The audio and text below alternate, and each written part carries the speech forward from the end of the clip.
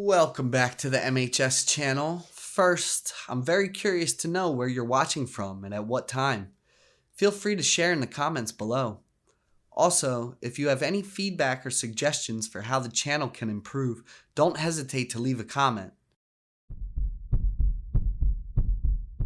The dashboard clock glowed 10:47 p.m. as I pulled into the Shell station near my place. My gas tank was practically on empty. I had to fill up tonight, or I'd be stranded on my way to work tomorrow morning. No one was visible in the gas station area. The convenience store next to it was brightly lit, looking like it was still open for business. After filling my tank, I headed into the convenience store to pay. The automatic glass doors slid open, and a chime beeped. Inside, it was brightly lit, but no one was behind the counter. "Hello?" I called out, but no one answered. I heard the sound of running water from the restroom in the back of the store. Maybe the employee was in there and would be out in a minute. I decided to browse around and grab a few things while I waited. I walked down the snack aisle, picking up a bag of Doritos and a pack of cookies. As I stood in front of the cooler, choosing a bottle of water, I caught a glimpse of a dark shadow darting across the far end of the aisle, near the magazine rack. I froze, my heart quickening. I stared into the aisle for a full minute, listening. I'm listening for everything, but I see nothing. Probably just the shadow of a tree outside from a passing car. Or maybe I was just tired and imagining things. I took my items to the counter and waited. 5 minutes passed. 10 minutes. The running water in the restroom just kept going. "Excuse me, anyone here?" I called again, louder this time. Still no answer. A sense of unease started to creep in. I moved closer to the restroom, calling out again. Silence, except for the water. I tried the door, but it was locked. The employee was probably inside and in trouble. I grabbed my phone and called 911. I'm at the Shell gas station on Elm Street. No employee visible, and I've heard water running in the restroom since I got here. I'm worried something might have happened. "We'll send a patrol car right over." I waited outside the store. About 15 minutes later, a police car pulled up. 2 officers stepped out. "Are you the one who called this in?" "That's right. I came in about 20 minutes ago. No one's been at the counter, and I've been hearing constant running water from the restroom." They quickly entered the store, and I followed. The younger officer went straight to the restroom while the other checked around the counter. "It's locked," the younger officer said. "Anyone in there? Police!" Still only silence, accompanied by the persistent sound of running water. After a moment, they decided to force the door. The lock broke, and the younger officer stepped inside first. The very next second, he backed out, his face a mask of horror, without saying another word. I couldn't see what was inside, but when the door swung open, revealing the back of it, my body went cold. A deep red coating splattered across the back of the door, forming streaks and long drips running down. A section of the restroom floor that I could glimpse from my angle was also stained red. Within the next 20 minutes, the place became a crime scene. Ambulances, more police cars, detectives, and a forensics team. They strung yellow tape around the area.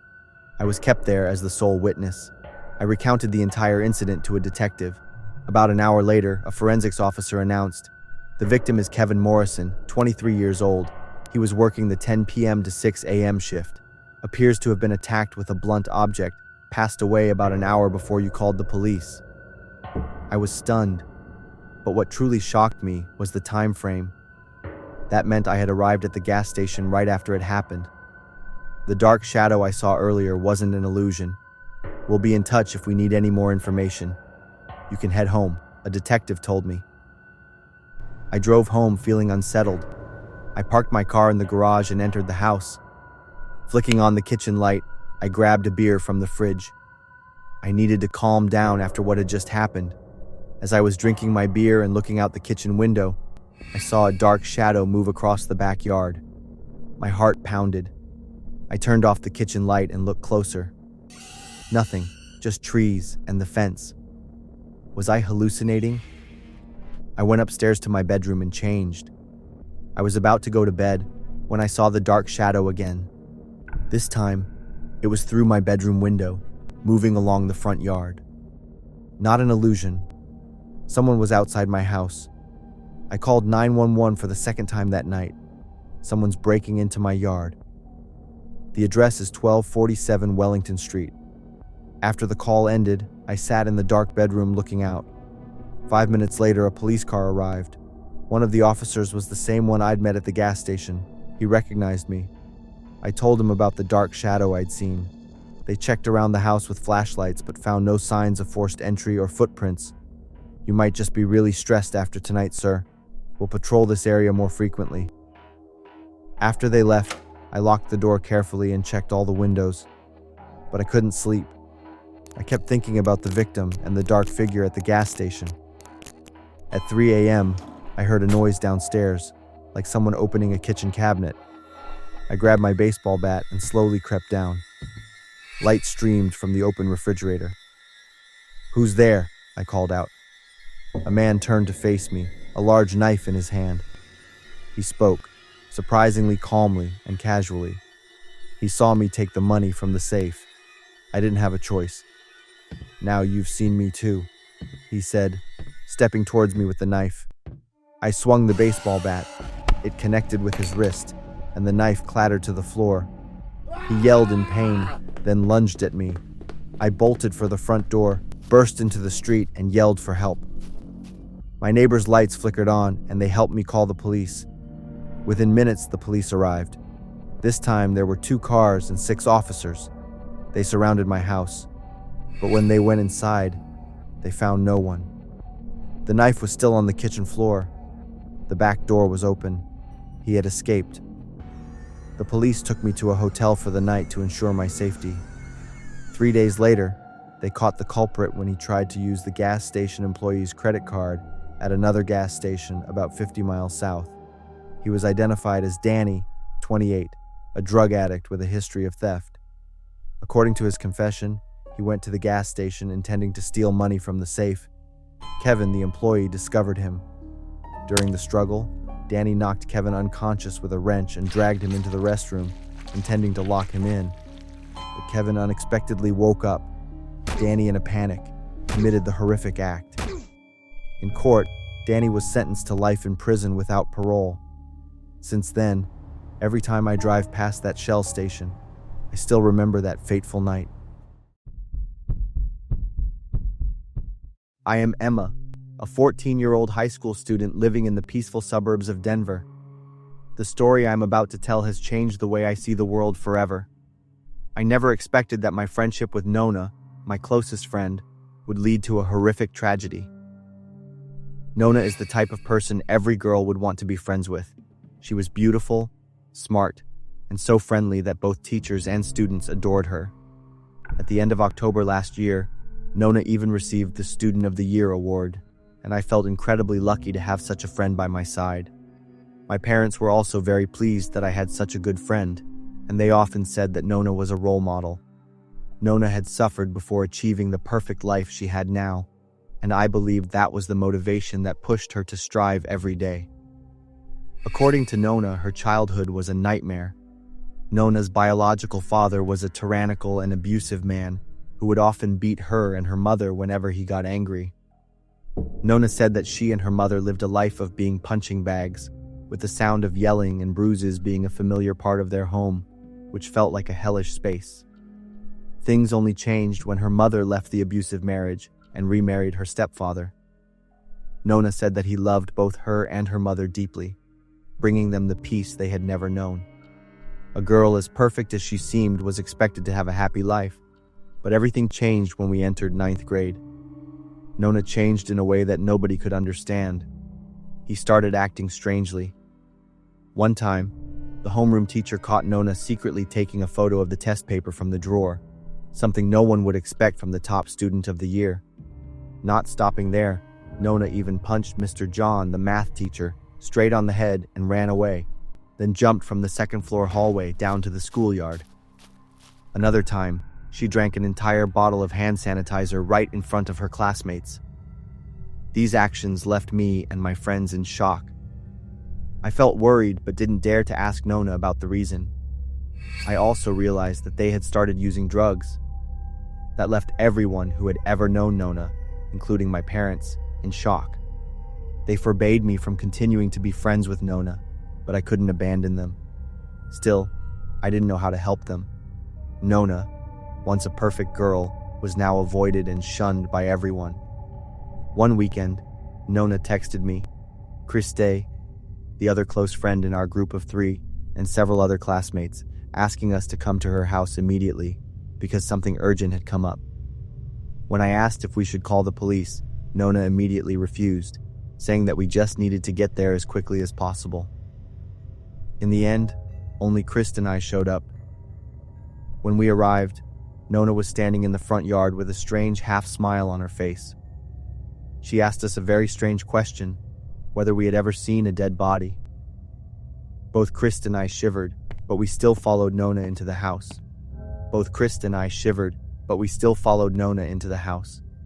On the floor, Nona's mother lay motionless, her face disfigured and covered in red, with 3 bullet wounds. I screamed in panic, while Krista began to cry, her whole body trembling. But Nona just stood there, calm, as if nothing was out of the ordinary. I shot her 3 times, and my stepfather is about to return. My next target is him. I wanted to run, but my whole body was trembling, and my throat was tightly closed, unable to utter a single word. And what was even more terrifying was that Chris and I knew that Nona was holding a gun. Nona told us to hide in the backyard until she completed her plan. Like a machine controlled by pure fear, Krista and I nodded and quickly followed the instructions. Both Krista and I cried, a lot.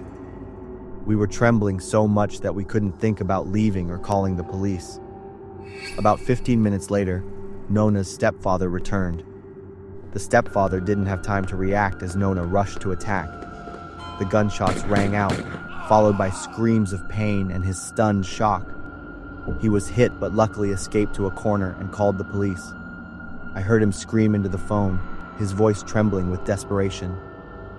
The sound of police sirens echoed from afar, and Nona knew that time was running out. He ran out the back door, with Krista pulling me to follow. But the police had surrounded the house.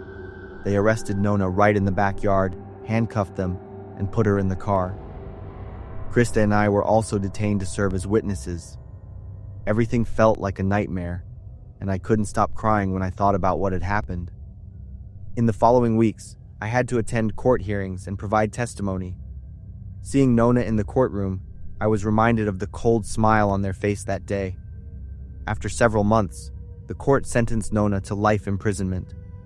Every night, I still dream of Nona's mother lying on the floor with a bloodied face and Nona's terrifying smile. I blame myself for not doing anything to help Nona when she started to change. But now, the only thing I can do is learn to live with this haunting. I know that nightmare will haunt me forever. The story is based on a real event that occurred in March 2024, with the perpetrator being a 14-year-old girl named Carly. Born into an unhappy family with an abusive father, this became the negative foundation that influenced Carly's thoughts and personality later in life. When Carly and her mother, Ashley, escaped from the abusive husband, Ashley kept a legally registered gun for protection in case her ex-husband came looking for trouble. But that very gun ended up leading Ashley into tragedy, caused by none other than her own daughter, Carly. Carly was sentenced to life imprisonment with 3 charges of first-degree murder, attempted first-degree murder, and intentional destruction of evidence. Thus, the life that seemed to hold promise for a girl who had endured so much pain ended in a heartbreaking result.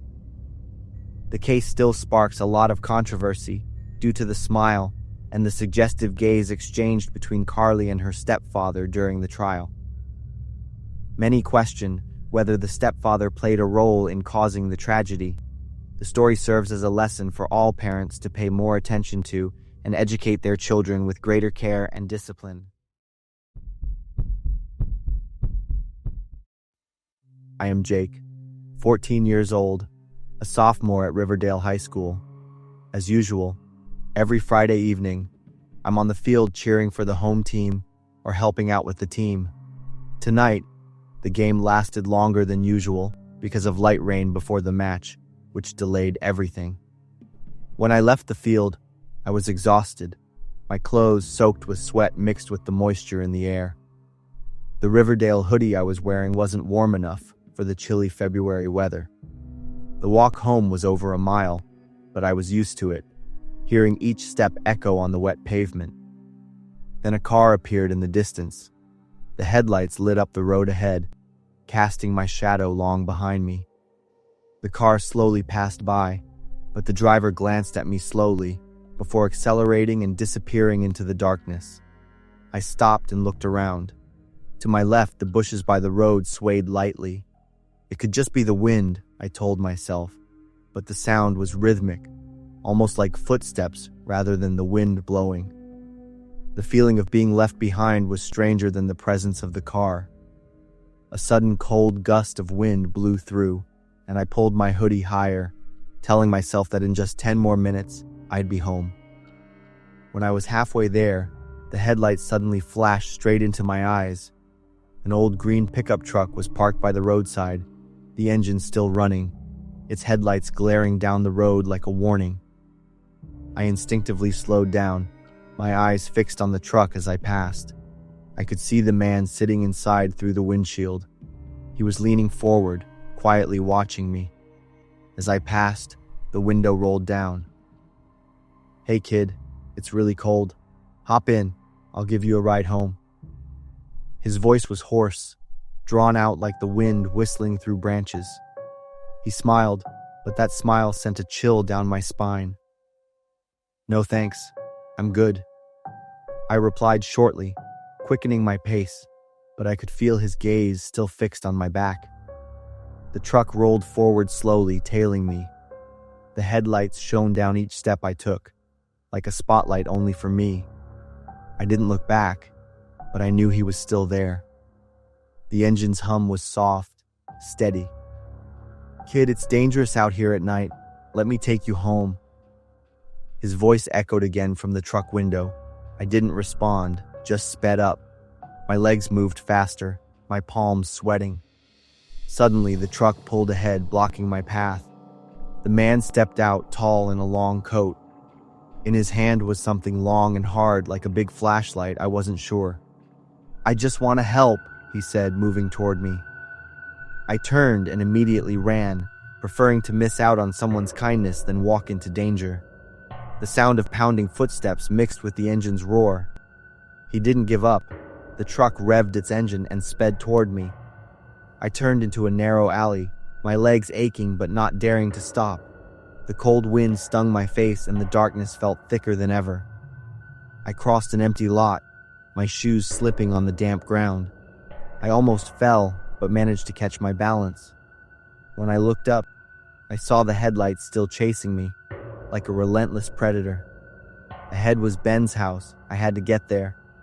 I banged on Ben's door, knocking furiously, my palms sore. The door swung open, and Ben stood there, his eyes sleepy, but wide with alarm, when he saw me. I rushed in and quickly locked the door. Through the window curtains, I could see the truck parked across the street. The man didn't get out. He just sat there, the headlights shining on Ben's window. "What's going on?" Ben asked, but I couldn't answer, just breathing heavily and staring at the truck. A while later, the man stepped out. He walked around the house, eyes searching. I asked Ben to call the police and prayed they would get here before anything bad happened. Maybe the winding road to Ben's house delayed the police, and the man had left. The police said they would patrol the area more, but that didn't ease my mind. One officer looked at me thoughtfully. "We've gotten similar reports recently. No one has been caught yet, but you kids should be careful." My parents decided to install security cameras the very next day. Our family, once proud of the peace in our neighborhood, now kept the windows closed and locked the front door by afternoon. But no matter what we did, the feeling of being watched lingered, as though the cold eyes of that man were still somewhere in the dark. A week later, as we drove past the old road in my dad's car, I unconsciously looked out the window. The green pickup truck was parked by the side of the road, the headlights turned off. It sat there, solitary and silent, like a creature in hibernation. There was no one inside, no signs that it was still running, but that image made me shiver. A soft breeze blew through, making the branches rustle like whispers. I could clearly feel the cold air running down my spine, freezing me in place. Deep inside my mind, I knew that even though I couldn't see the man anymore, his presence would always haunt me. And with every step, in every shadow of the road, I worried he was still there, waiting for the moment to appear again. The peace of the road home was forever gone.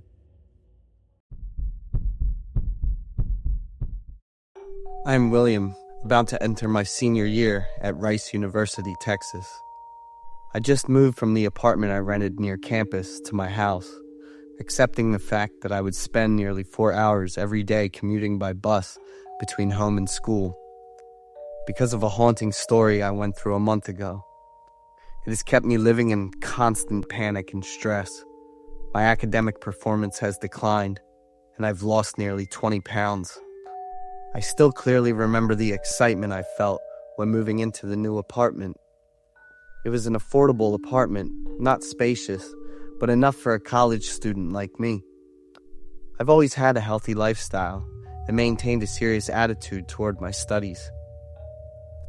Therefore, having a private space to focus on studying and resting is something I always wished for. Although the rent was cheap and the apartment was nothing special, I felt lucky to find a suitable, quiet, and convenient place.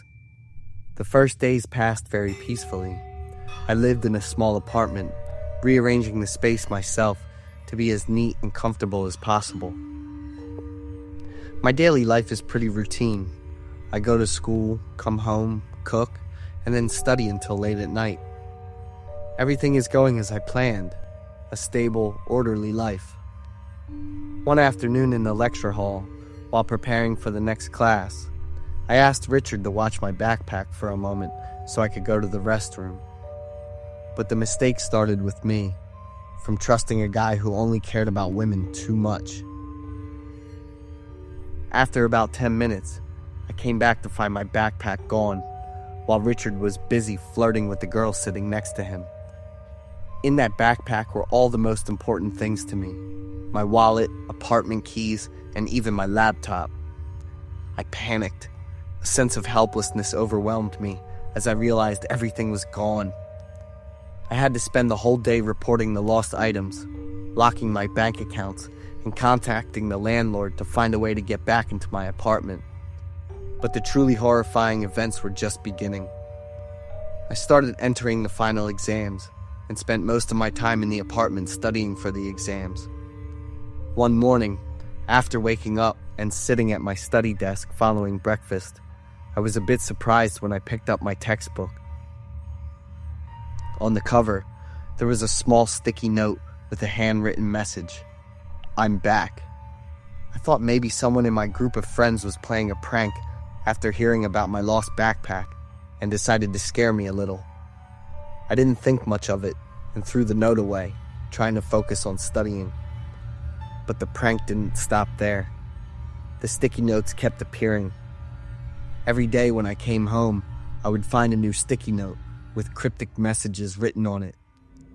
"You're not alone. I quite like it here." Every time I saw those words, I felt a shiver run down my spine. I asked my friends about the prank, but they all firmly insisted they had nothing to do with it. Still, I reassured myself that this was just a mean-spirited prank from them. I didn't want to overthink it and make myself more anxious. One day, after returning home from a day of studying at the library, I noticed that something felt really off about the apartment. A few items I had left on the desk were gone. My favorite water cup, a few books I hadn't gotten around to reading.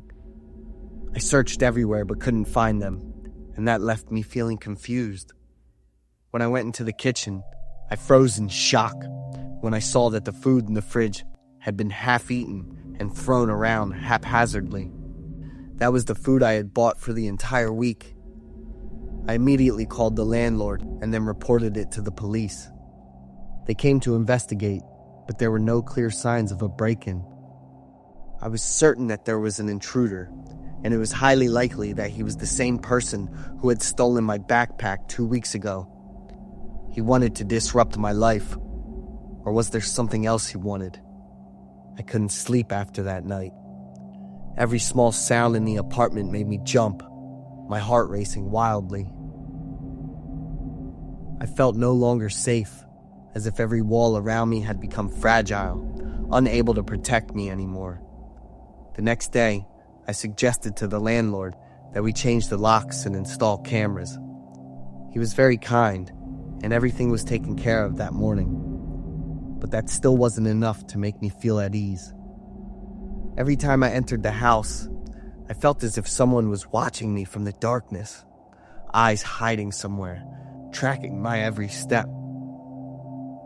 I didn't dare turn off the lights while sleeping, but the light didn't ease my fear. It only made the darkness seem deeper. It felt as if something was waiting in the darkness, ready to emerge when I let my guard down. The sleepless nights went on, and the obsession grew stronger with each passing day. Every morning when I woke up, I anxiously looked around, checking if anything was different or if any items had been moved.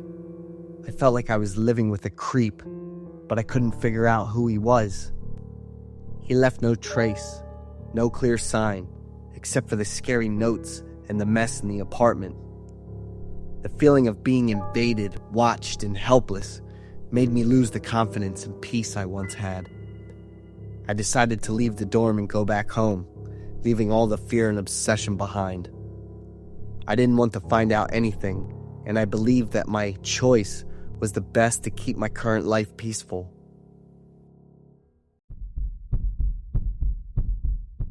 I'm Adam, 29 years old. My family is not wealthy. I was born in the rural town of Chateau in Montana. Although I was born and lived in Chateau for 13 years, I didn't feel connected to this place. I always dreamed of living in a larger city, a place with many amusement parks and bustling shopping centers. My wish came true when I was 13 years old. After many years of hard work, my parents could finally afford a small house in the city of Billings. On the day we moved from Chateau, I was very happy and excited, to the point I couldn't sleep the night before. In the morning when we left our old house, I didn't look back even once. I didn't know that I was trying to escape from a peaceful and happy life and heading towards long, lonely days. The new family home is located at the end of a crowded street. It has deteriorated quite a bit, but that's all my parents could afford at that time. My room is on the attic floor, a small room with creaky wooden floors which produce an annoying sound every step. In addition to some old belongings, there were books and toys left behind. I guessed its previous owner, who seemed to be around my age. My room has a window overlooking a corner of the backyard, which made the house seem even smaller due to its spacious surroundings. I eagerly arranged some small toys received as birthday gifts on an already worn-out wooden table. The older items from my room had been boxed up and stored under this very same table.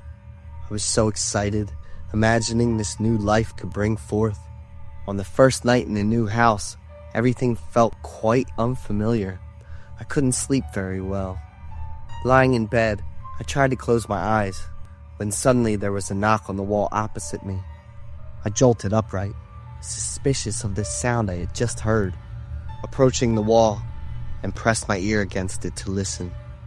I swear I could hear someone's steady breath coming from the wall. I raised my hand to knock on the wall, and immediately there was a knock in response. Terrified, I screamed loudly, and a few seconds later, my parents came up. My mother hugged me, trying to reassure me, while my father walked around to check the room. After confirming that nothing was unusual, my parents comforted me, saying that the house was old and that strange noises were completely normal. As he spoke, my father walked around and bounced, causing the floorboards to creak continuously. Even when he stopped, the floor let out a few more creaks before going quiet. My parents wished me good night and left. I told my mother I wanted to leave the lights on while I slept to feel more comfortable. In the following days, precisely at midnight, there would be a knock coming from the wall opposite my bed. But other than it was just that one knock at that exact time, everything else remained normal. Gradually, I paid less attention to the knocking, and it eventually disappeared without me noticing. My parents were very busy with their new jobs, and I spent more and more time home alone. On those days, my mother would prepare meals for me in advance, and my father often called to make sure I was okay. They also asked our neighbor Cassie to keep an eye on me too. I would turn on all the lights in the house overnight, so everything was crystal clear in such bright light, which made me feel more at ease. Life in this crowded modern city made me feel lonely. It was not what I had imagined. I missed my old friends back in Chateau.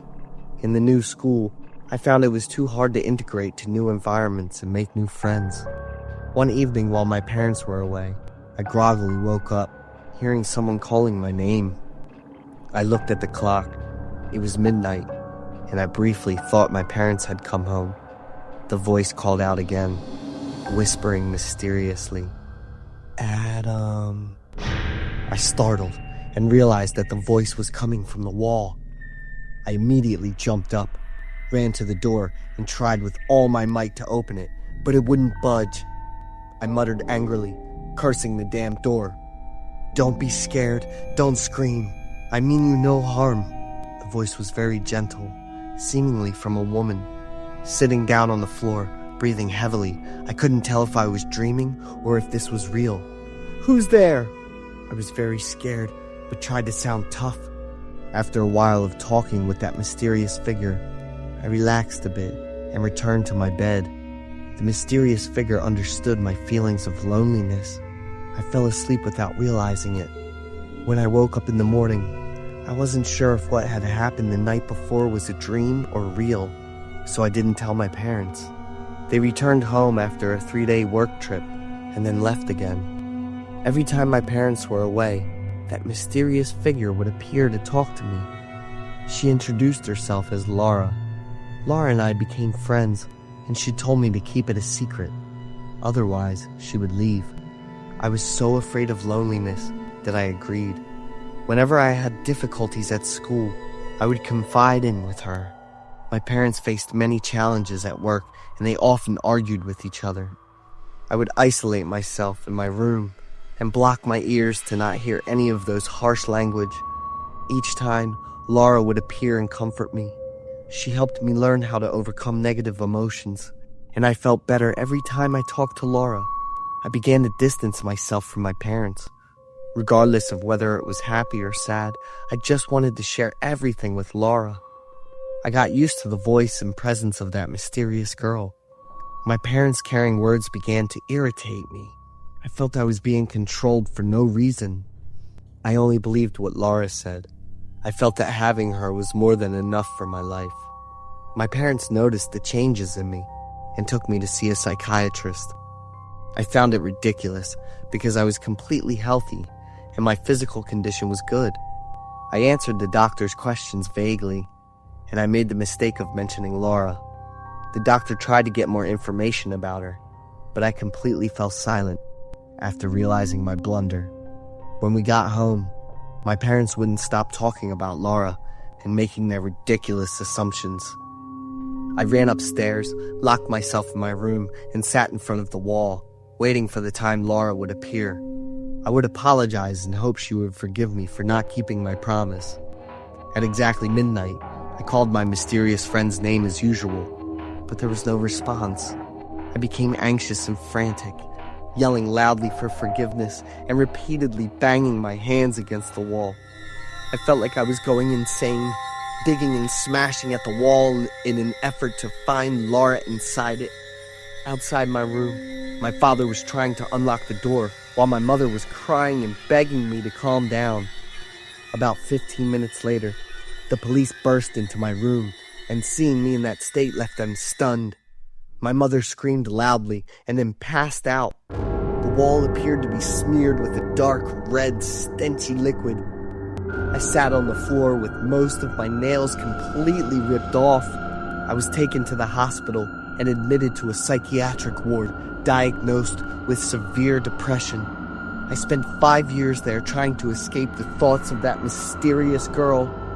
Now my life is better. I have a girlfriend named Laura, a real person who is ready to love and accept my flaws.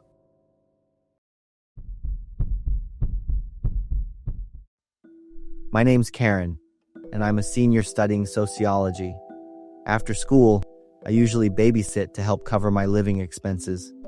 Mary, a single mom, hired me and paid pretty well.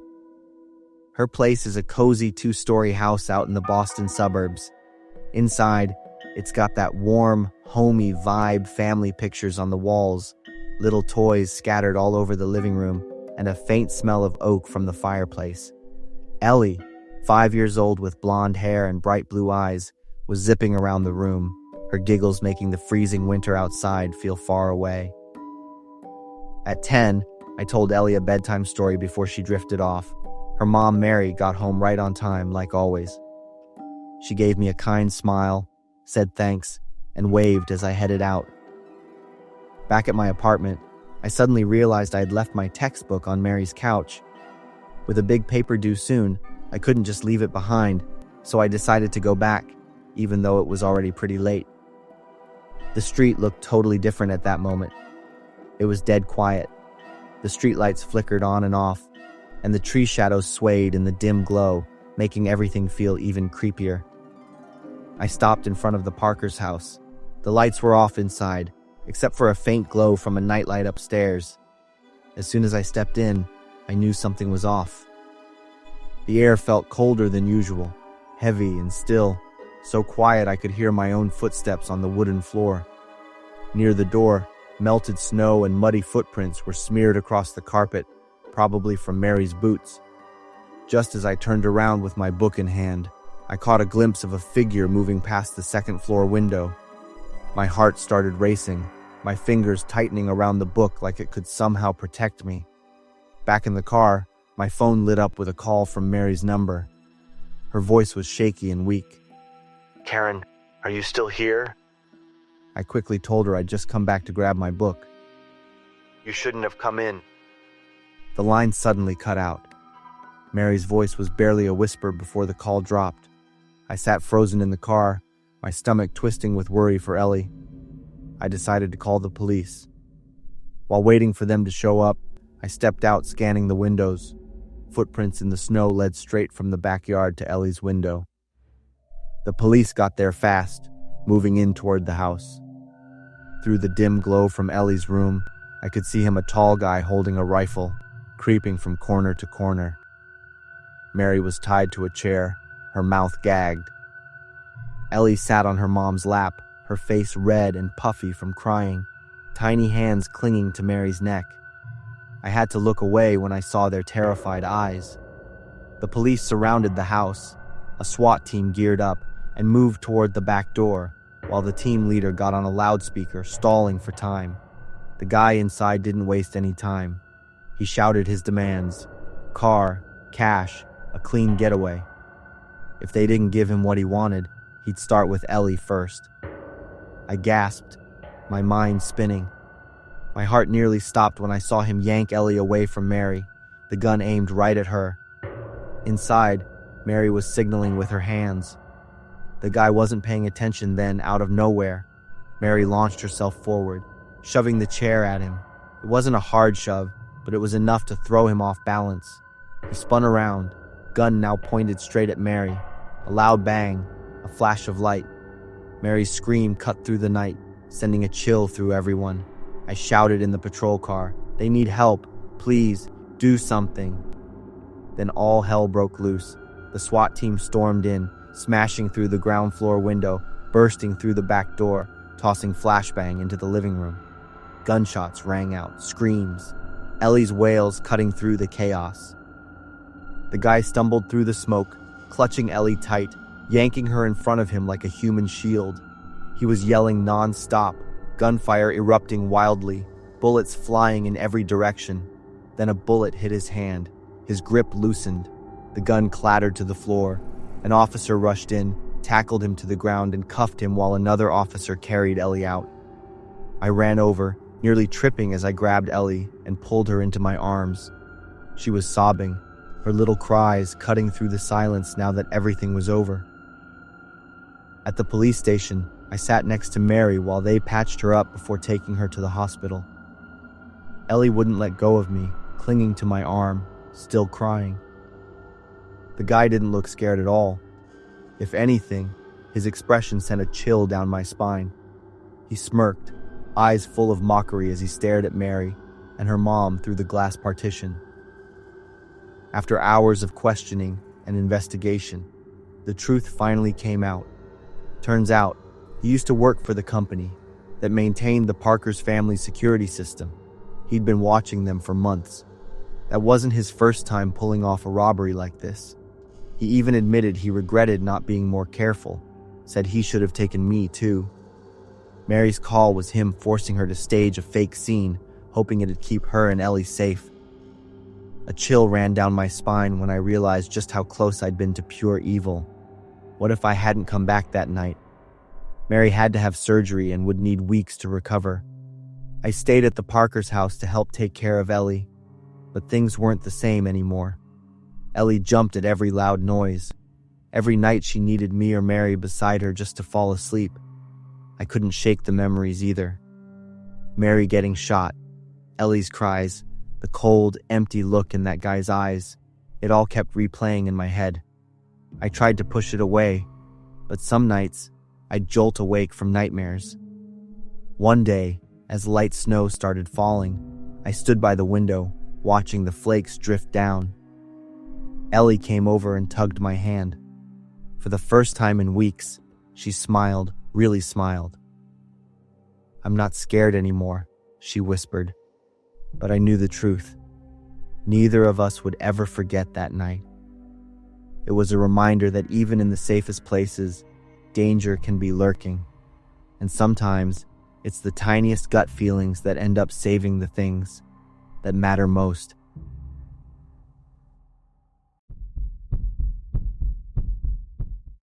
I'm Brea, and I work as a nurse at one of the local hospitals. My husband Ben and I split up 18 years ago and still haven't gotten around to filing for divorce. We don't have kids or any stuff to split.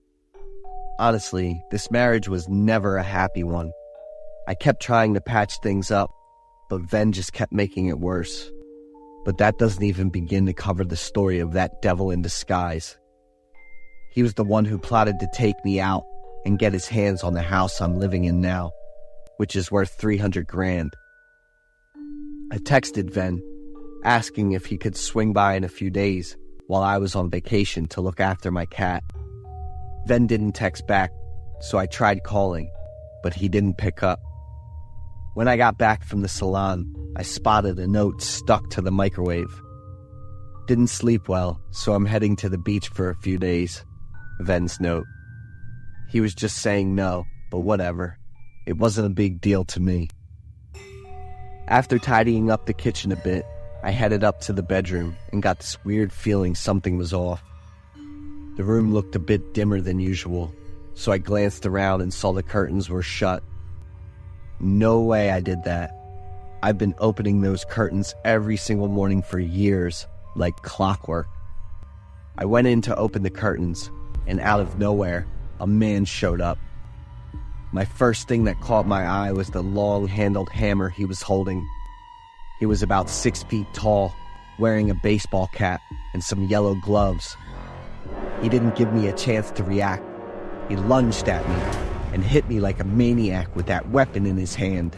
First hit from the hammer landed on my shoulder and right arm while I was trying to defend myself. My survival instinct kicked in right away, and I realized I had to fight back. I started scratching and biting, thinking I had to leave as many marks on him as I could for police to find the guy later.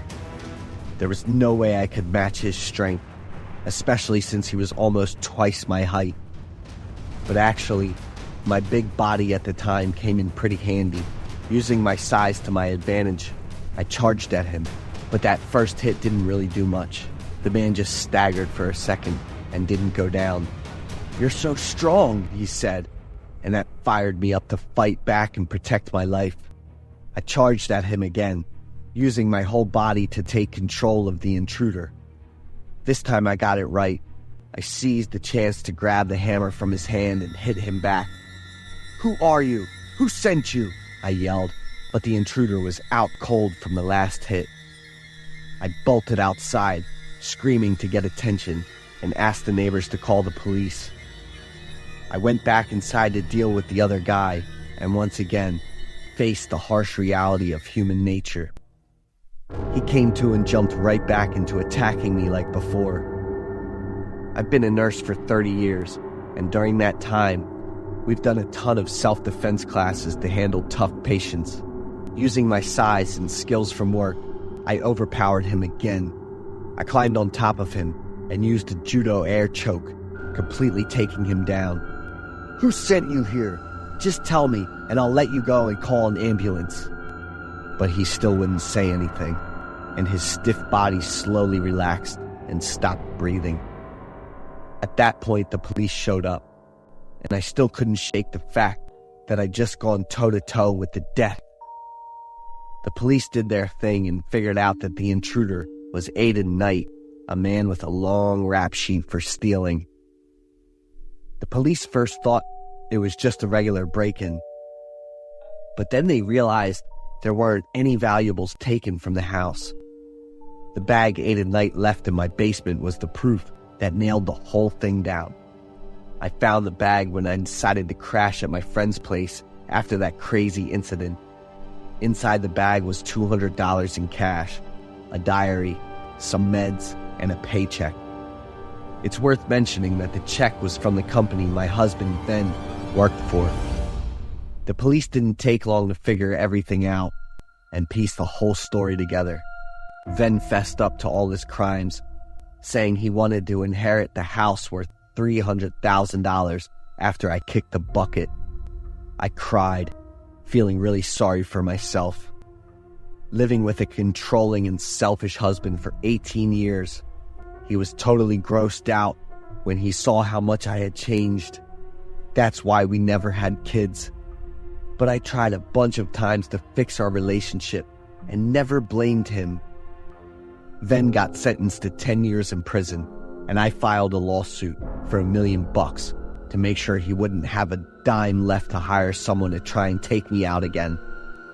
Ven died 3 months before his prison term was up, and honestly, it was a huge relief for me. I didn't even bother to change the lock on the house. It was still set to the day Ven and I got married. But in the end, all my love, sacrifice, and patience were totally wasted. This whole story is totally based on something that really happened back in 2006. The main characters are this couple, Susan Walters and Mike Kuhnhausen. Susan used to think that marrying Mike was the best decision she ever made. But after 18 years, their marriage hit a dead end they just couldn't fix. Susan decided to divorce, but Mike wasn't having it. He even cooked up a cruel plan to hire one of his old work buddies to take her out. In the end, justice was served. Mike got what was coming to him, but Susan's mental scars just couldn't be healed. I'm Jared Mason, a senior studying computer science at the University of Pennsylvania. My life revolves around stressful classes, group projects, and the familiar coffee shop near campus. But that day, everything changed forever. The morning started just like any other day. In the Python programming class, I sat next to Noah, my best friend. Nathan texted me yesterday. Noah whispered while the professor was lecturing. He asked about you, but it sounded strange, like he was trying to get some information. I just forced a smile and pretended not to care. Since Nathan transferred schools 2 years ago, we had almost completely cut off contact. The relationship between me and him had fallen apart due to misunderstandings I tried to forget. By lunchtime, I went to the restroom. The space was strangely quiet, with only the sound of water dripping from the sink. I was washing my face when the lights suddenly went out. The air became stifling, as if it were being suffocated. I could hear an announcement coming from the school's public address system, but since I was washing my face, I didn't pay attention, only hearing the sound of water running. My phone vibrated, and a message from Noah appeared. "Jared, someone brought a gun to school. The school is on lockdown. Be careful." My whole body went stiff. The message hit me like a punch to the mind. I opened the restroom door and walked down the empty hallway. The classroom doors were all shut tight, with no sounds coming from inside. I decided to head back to the computer lab, the closest place where I felt safe. Inside the room, the weak light from a single monitor illuminated the still space. I closed the door and held my breath. The sound of footsteps echoed in the hallway, making me shiver. A figure appeared through the frosted glass door. My heart raced when the door opened and the person stepped in. It was Nathan. He didn't see me right away. In his hand was a rifle. I froze. A mixture of familiarity and fear washed over me. Nathan, my old friend, now the one bringing a gun to school. His eyes were cold, empty. Nathan moved slowly, looking around the room. Fortunately, he didn't notice me hiding in the dark corner. After what felt like an eternity, Nathan left, leaving me sitting motionless, my mind swirling with unanswered questions. Memories flooded back like a huge wave. Nathan had once been my closest friend, but everything changed when we worked on a big project together in our sophomore year. While working, I accidentally discovered that Nathan had plagiarized an old newspaper. Under pressure to get good grades, I reported it to the professor. Nathan was suspended for a semester. I thought I had done the right thing, but Nathan never forgave me. He lost his scholarship opportunity and had to transfer to another school. We cut off contact after that. Rumors about Nathan started spreading, that he had fallen into depression, that he blamed those who had betrayed him. I never thought that I would be the focus of that anger. When I walked out of the computer lab, a police officer approached and handed me a journal. "We found this in Nathan's backpack. You're the first name on the elimination list." The journal was filled with scribbled words expressing pain and hatred. "Jared Mason, he ruined my future. I must make him pay." Reading each line, I could feel Nathan's desperation. But what stunned me was another part. I don't want to do this. I just want him to understand my pain. The next day, I faced Nathan in the holding cell. He sat there, his face gaunt, but his eyes no longer cold. "I didn't mean to shoot anyone," he whispered. "I just wanted you to know what I've been through." I didn't know what to say. The regret surged within me like a wave, sweeping away any excuses. I realized that reporting him that day wasn't just about fairness, but also about my own selfishness to protect my grades. Nathan was convicted, but sent to a mental health treatment center instead of prison. As for me, I decided to write him a letter. In the letter, I apologized for what I had done and wanted to help him start over. 2 months later, I attended a mental health workshop at school. I shared my story, encouraging everyone to pay attention to the signs of distress in those around them. Nathan might not have fallen into the abyss if I had listened to him more. Although I can't change the past, I hope my actions now will help people like Nathan find the light in the darkness.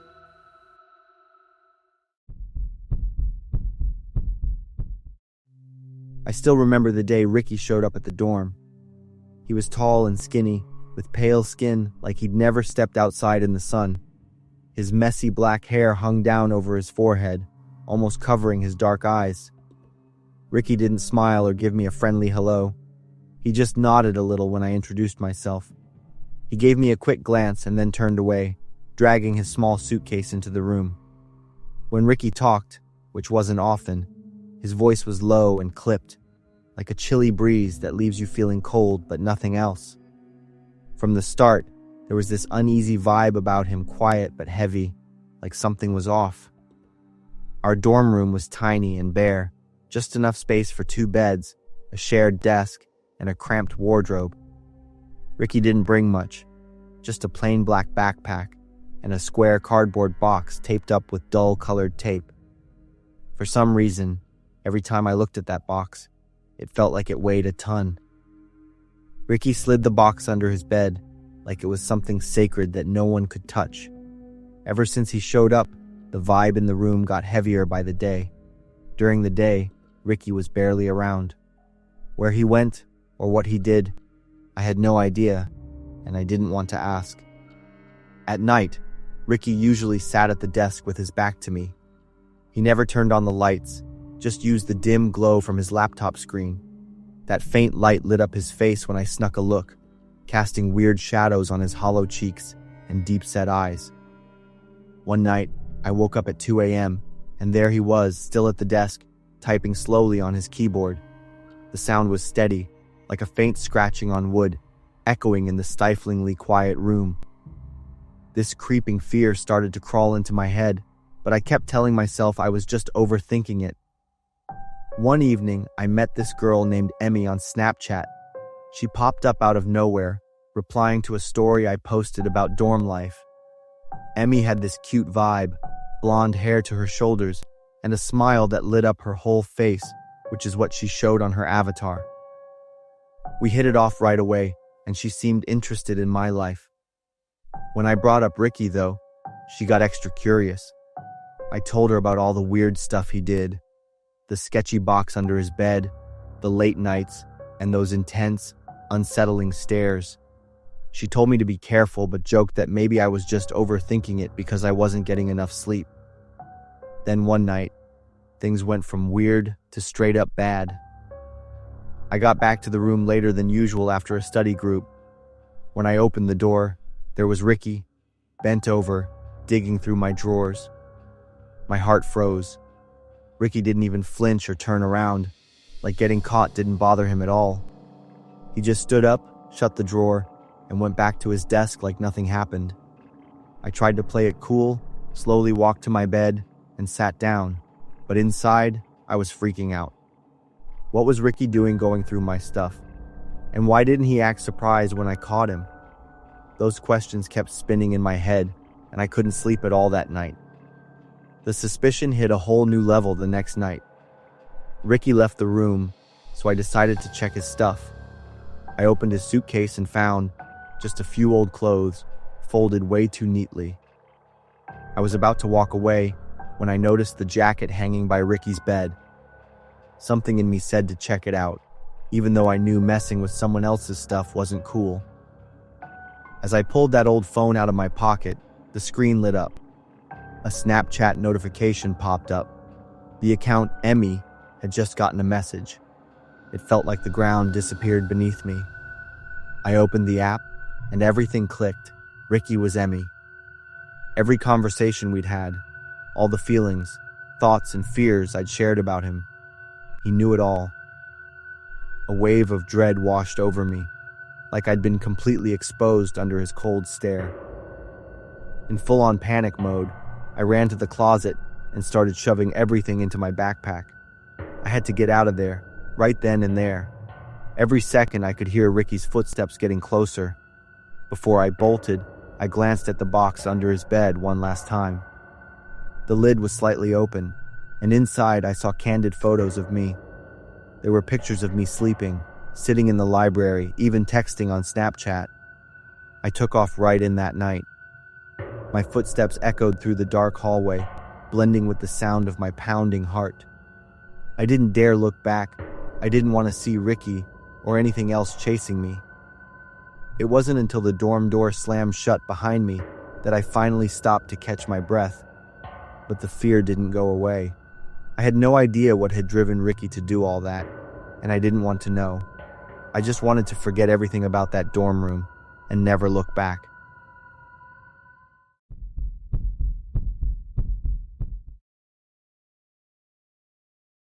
Hello, how may I help you? Please help me. I just shot a man. Could you please explain the situation further? My wife was just attacked by him. Please come here and help me. Do you need ambulance, fire truck, or police car? Yes, I need everything. That was the phone call received at 10 p.m. at our police station. I'm William, 47 years old, working as a police officer in Ohio. That evening, I was on duty with 2 colleagues. We received a report of a serious assault at a residence about 15 kilometers from the station. Immediately, myself and another colleague moved to that house. Upon arrival, the scene inside the house left us stunned. Under the floor, a man and a woman lay apart from each other. The woman had been attacked, her head severely disfigured. The man had 3 gunshot wounds to his forehead, blood still flowing. Bloodstains covered the floor and walls, yet to dry. The room was in disarray. A man around 40 years old sat on the sofa, holding a trembling and crying little girl about 6 years old. He wore a blood-stained sweatshirt, and his right arm was deeply torn. That was Henry, the husband of the attacked woman, and the one who had called the police. The medical staff began assessing the condition of Henry's wife and the other man. I asked Henry questions to gather information while my colleague observed the scene. Henry was visibly panicked when he saw us arrive. He kept asking if his wife was okay and begged the medical staff to save her. We tried to reassure Henry, promising to do our best, but looking at the grim reality, we knew both his wife and the other man were already dead. After Henry calmed down, he painfully recounted the whole story. Henry's family had a small gym in the basement. That Sunday afternoon, Henry was working out on the treadmill down in the basement. Suddenly, there was a loud noise on the roof. Henry rushed upstairs and called out his wife Martha's name, but she didn't respond. Entering the bedroom, Henry didn't find his wife anywhere, only his 6-year-old daughter lying on the bed. As Henry stepped into the living room, he was suddenly attacked by a man wielding a dirty axe. Reacting quickly, Henry managed to dodge, and the axe swung down hard onto his right arm. After assessing the situation, Henry hastily retrieved the gun hidden in the drawer and fired 3 shots into the man's forehead in self-defense.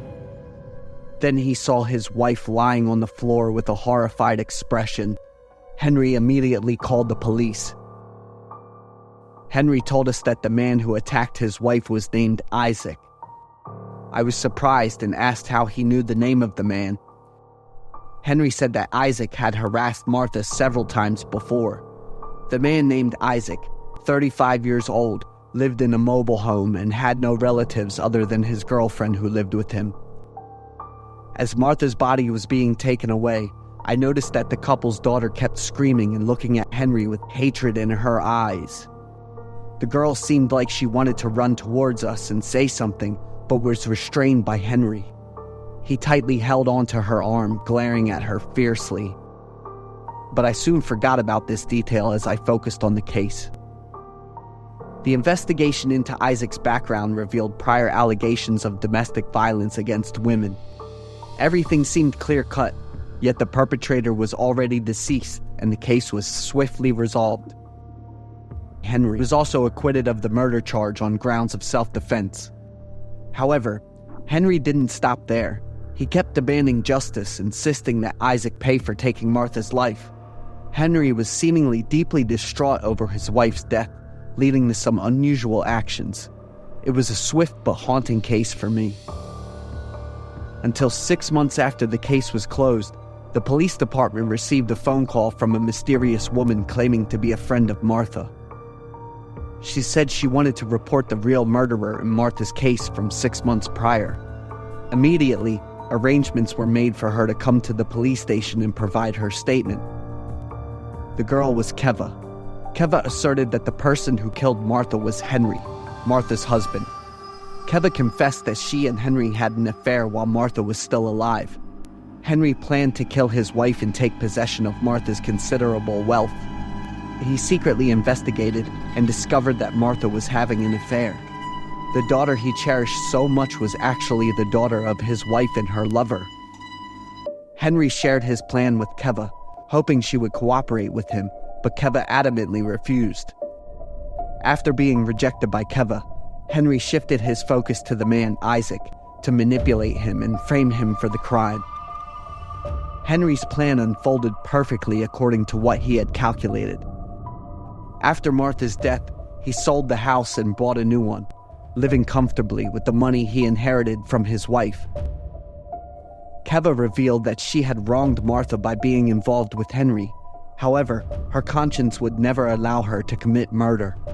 Keva underwent psychological treatment for many months to be able to speak the truth. She urged us to quickly apprehend Henry because he might harm Martha's daughter. We arrived at the address provided by Keva and witnessed Martha's daughter being abused by a strange woman. The girl, with a face resembling her late mother's, cried loudly and begged for forgiveness from the unknown woman. Shortly after, Henry returned home and appeared shocked to see us. The cold-blooded man was living off the money of his deceased wife, along with his lover, who was 20 years younger than him. The case was reinvestigated, and Henry was sentenced to death for the first-degree murder. His accomplice received a 7-year prison sentence for child abuse.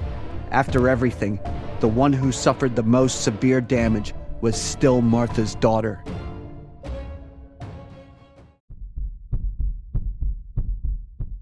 I'm Victor. I'm 27, and I work as an IT engineer. I make a pretty decent living. I've got a girlfriend who usually comes over to my place on the weekends and stays the night. My apartment's in a small building that's not super modern, but the rent is pretty reasonable. I could afford to move to a nicer place, but I'm fine with where I'm at. My neighbors are pretty friendly. Basically, we just say hello when we see each other, maybe lend a few small household items and keep to ourselves. That's all I need from my neighbors, and luckily, that's exactly what I've got. But there's one exception. He lives in the opposite apartment and is around my age. He's not nosy or anything, but his actions do bother me and others.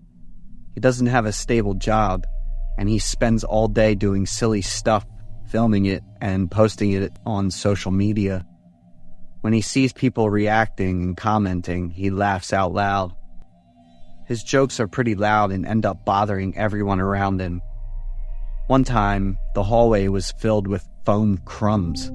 They ended up blowing into my apartment and my neighbor's place next door. It even got in my throat while I was walking and talking on the phone. That was from one of his ridiculous challenges.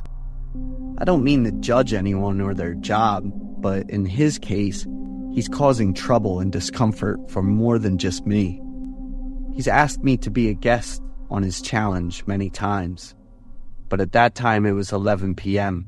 I was in my pajamas, and I couldn't have looked more annoyed. After that, I was really busy with work and wasn't home much.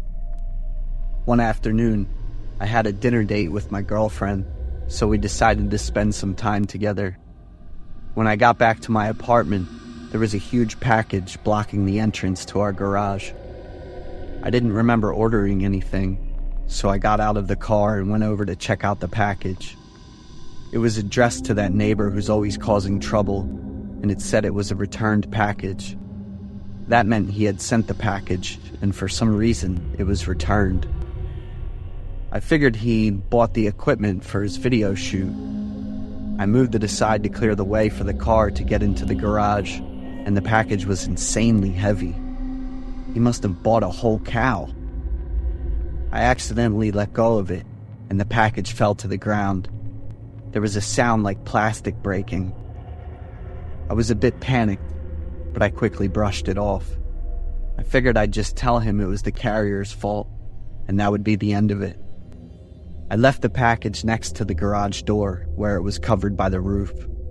My girlfriend had just arrived, so we went inside, cooked together, and had a nice peaceful evening. The next morning we drove to work. As I passed the garage door, I was a bit surprised to see his package still there. Oh well, he'd see it anyway. I had a new project and was busy at work for 3 days straight. When I got back to the apartment after 3 days, I found the package still there. The cardboard box underneath was damp and a bit dented. I smelled something bad while I was still in the car. Someone in the building asked me, "Have you seen Dennis?" "I was at work. I just got home today," I said. "The bad smell has been there for a few days. Everyone's busy at work like me, so they don't notice. I have to deal with it by myself." I decided to deal with the package first. My neighbor was probably off doing some challenge somewhere. He'd been away from home for days like this a few times before. In the afternoon, after getting some rest, I grabbed scissors, gloves, and a bunch of large plastic bags and headed to the garage. The package was now leaking a red liquid, and it was swarming with flies. I wore 2 masks, but the smell was so strong it almost made me throw up a few times. I was fed up with dealing with the fallout from his ridiculous challenges, and now I had to clean up this mess from my neighbor. It had to be food he ordered to use later, which is why it smelled so awful. When I sliced the tape open, I saw a clear plastic box with something inside that I couldn't quite identify, but there were tons of maggots mixed in with some cloth. I tore off another piece of cardboard from the carton, bent down to take a closer look, and was met with the sight of a face being eaten away by thousands of wriggling creatures. I screamed and immediately called the police. 10 minutes later, the police showed up, took the package right away, and asked me to come down to the station to give a statement. After the forensic results came in, they concluded that the body in the package was my neighbor. He had died from suffocation. Another friend who often helped him with filming videos went to the police station to make a report. 2 weeks ago, he took on a new challenge. He was going to turn himself into a package and travel across the states. He packed some dry food, waste bags, and climbed into a plastic box. In the beginning, he still kept in touch with his friend and mentioned how much he was enjoying it. He could feel the shaking whenever the truck was moving. His friend was busy with work and forgot about it. The most unfortunate thing happened to this guy, who was way too young. The price he paid for his recklessness was just too scary. I hope no one else becomes a victim of pointless pranks, especially kids, with social media being what it is today.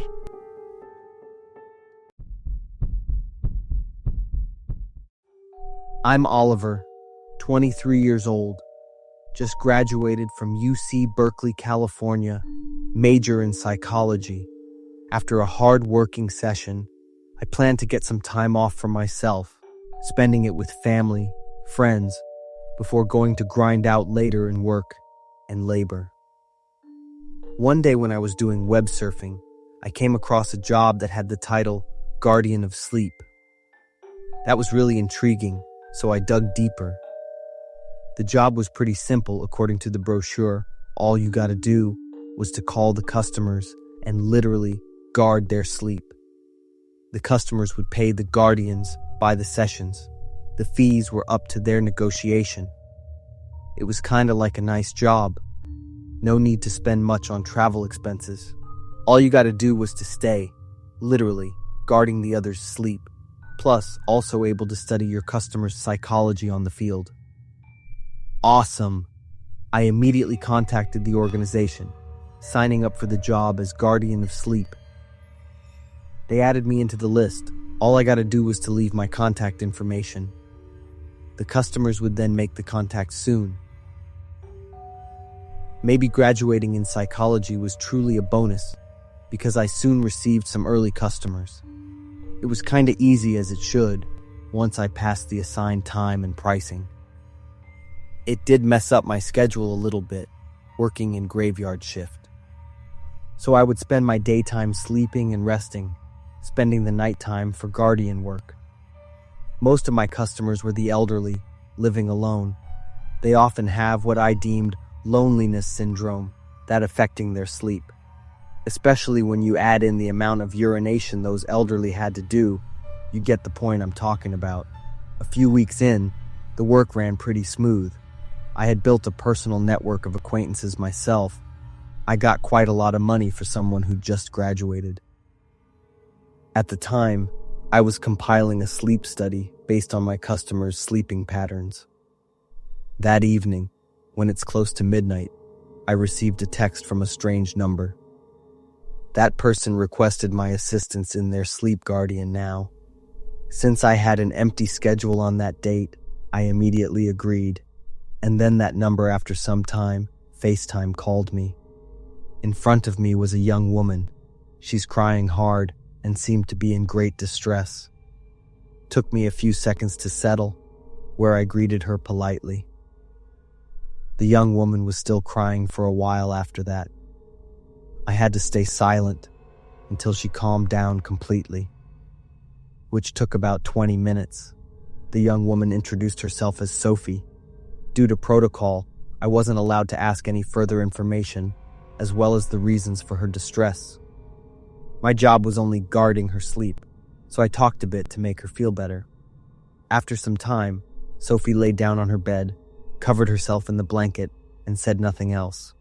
She just kept her eyes opened, fixated to the ceiling all night long. At 7 a.m., I announced that my shift had ended, saying farewell to Sophie and prepared to leave. Still fixed on the lying position, she opened up to me, still in a monotonous voice. "I want to schedule a long-term deal with you, to guard my sleep every night." The proposal took me by surprise, yet I agreed after a short while to consider. After all, the deal was still good, since I would have the psychological profile of a new, peculiar young candidate. Even though I was intrigued by Sophie's actions, however, I respected the privacy protection terms, and therefore would not discuss any further. That evening, Sophie called me very early, at around 8 p.m. She said she needed someone to talk to. She was afraid of the emptiness and darkness of the household.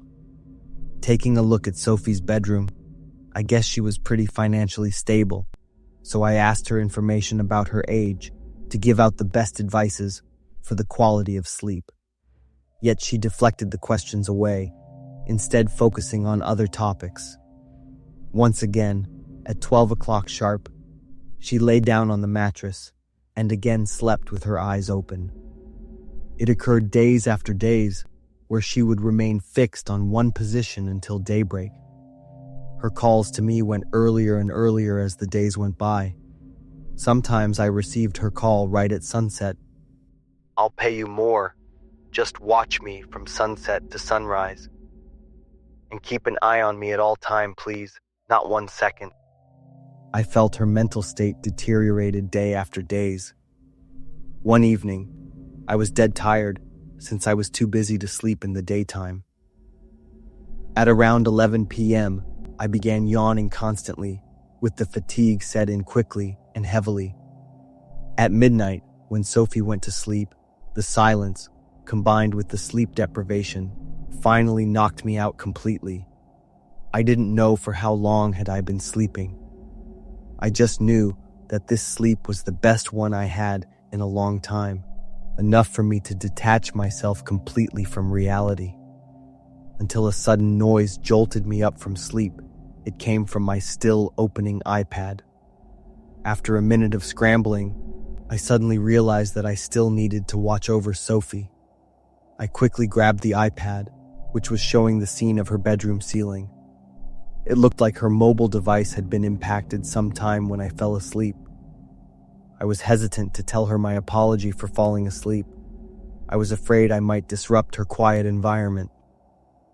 A few seconds later, it looked like Sophie's phone went back to being steady again. However, instead of Sophie, it was a person dressed in black. His face was concealed underneath a face sticker mask. However, his build was definitely a man.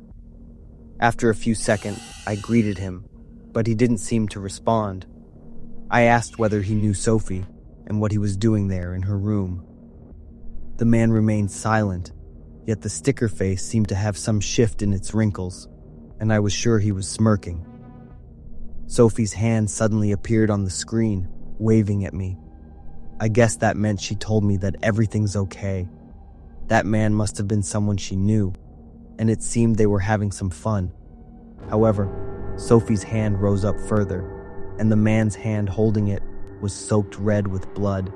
No, to be exact, Sophie's severed hand that completely been detached from her arms. What the hell was going on? I asked myself frantically, not sure what I was witnessing and whether it was all of a prank or something that was happening for real. The man raised his hand, and another of Sophie's severed hand went up, waving at me. My heart beat up like crazy while I was paralyzed at the scene. That man seemed to be very excited at my expulsion. His bloodied hands meant something very, very terrible just happened with Sophia, and that very hand seemed to pull the camera down to the floor. I couldn't blink, my eyes glued toward his every movement. A stream of blood oozed down from his hand over the camera, smearing the screen in a blood-red filter. Sophie's black hair rose up on the screen, slowly revealing her bloodied face. She had both her eyes closed, and there was a lot of blood flowing from her neck down to her cheeks from the upside-down position. The man stopped at the almost severed neck of my client, then laughed aloud ecstatically. I shivered at the sight. What I witnessed there was so fucking surreal that it wasn't an impulsive act of anger in a robbery gone wrong. No, it seemed like a work of the devil. FaceTime connection suddenly went blank, snapped me from the trance I was at. Frantically dialed 911. I told the police about the murder scene I had witnessed.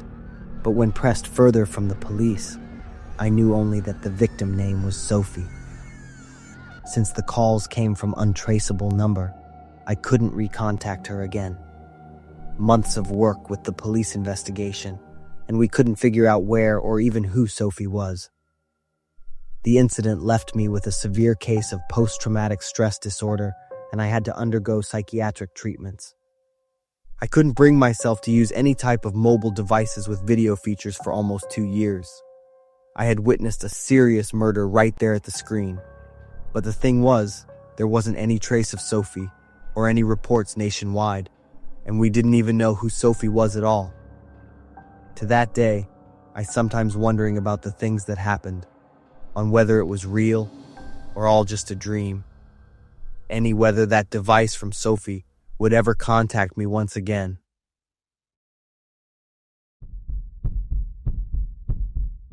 I'm Dylan, and it felt like my life ended 2 years ago. I used to think about the craziest, darkest stuff, but luckily I didn't go through with it. Maybe God was looking out for me. Back then I was working as an electrician, making pretty good and steady money, but I was busy with work all day long. My wife was a stay-at-home mom, and we had an 18-year-old daughter, Stella, who was studying accounting. I got a call from Stella's school while I was at work. Hello, Mr. Brown. I'm Stella's advisor. Yes, hello, ma'am. I just called Vera a few minutes ago to talk about Stella's grades, sir.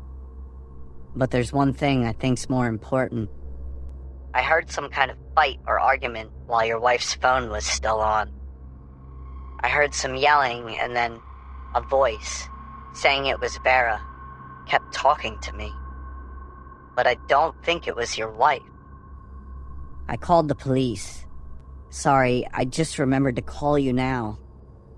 I had saved my daughter's advisor's number, so I was sure the call wasn't a scam. Feeling anxious and unsure, I immediately called home, but neither my wife nor my daughter picked up, even though the phone was still ringing. I quickly asked the manager if I could leave work early, and then my phone suddenly rang. I was hoping it'd be my wife or daughter calling back to say everything was okay, but it was the police. Hey, Mr. Brown, we're the local cops, and we're outside your house. We need you to come home right away. I knew something was up, so I kept praying all the way home. I hoped that when I got home, My wife and daughter would be there to greet me like usual. But that time, it didn't happen. In front of my house, there were 2 police cars and an ambulance with almost a dozen police and medical staff. My daughter Stella was on the ground crying. I ran over to hug my daughter, and Stella cried even harder. Dad, help Mom. The intruder. There was so much blood on the floor. Please. Stella couldn't hold it together, and I'd never seen her so scared before. I held her tight while I talked with the police about what was going on.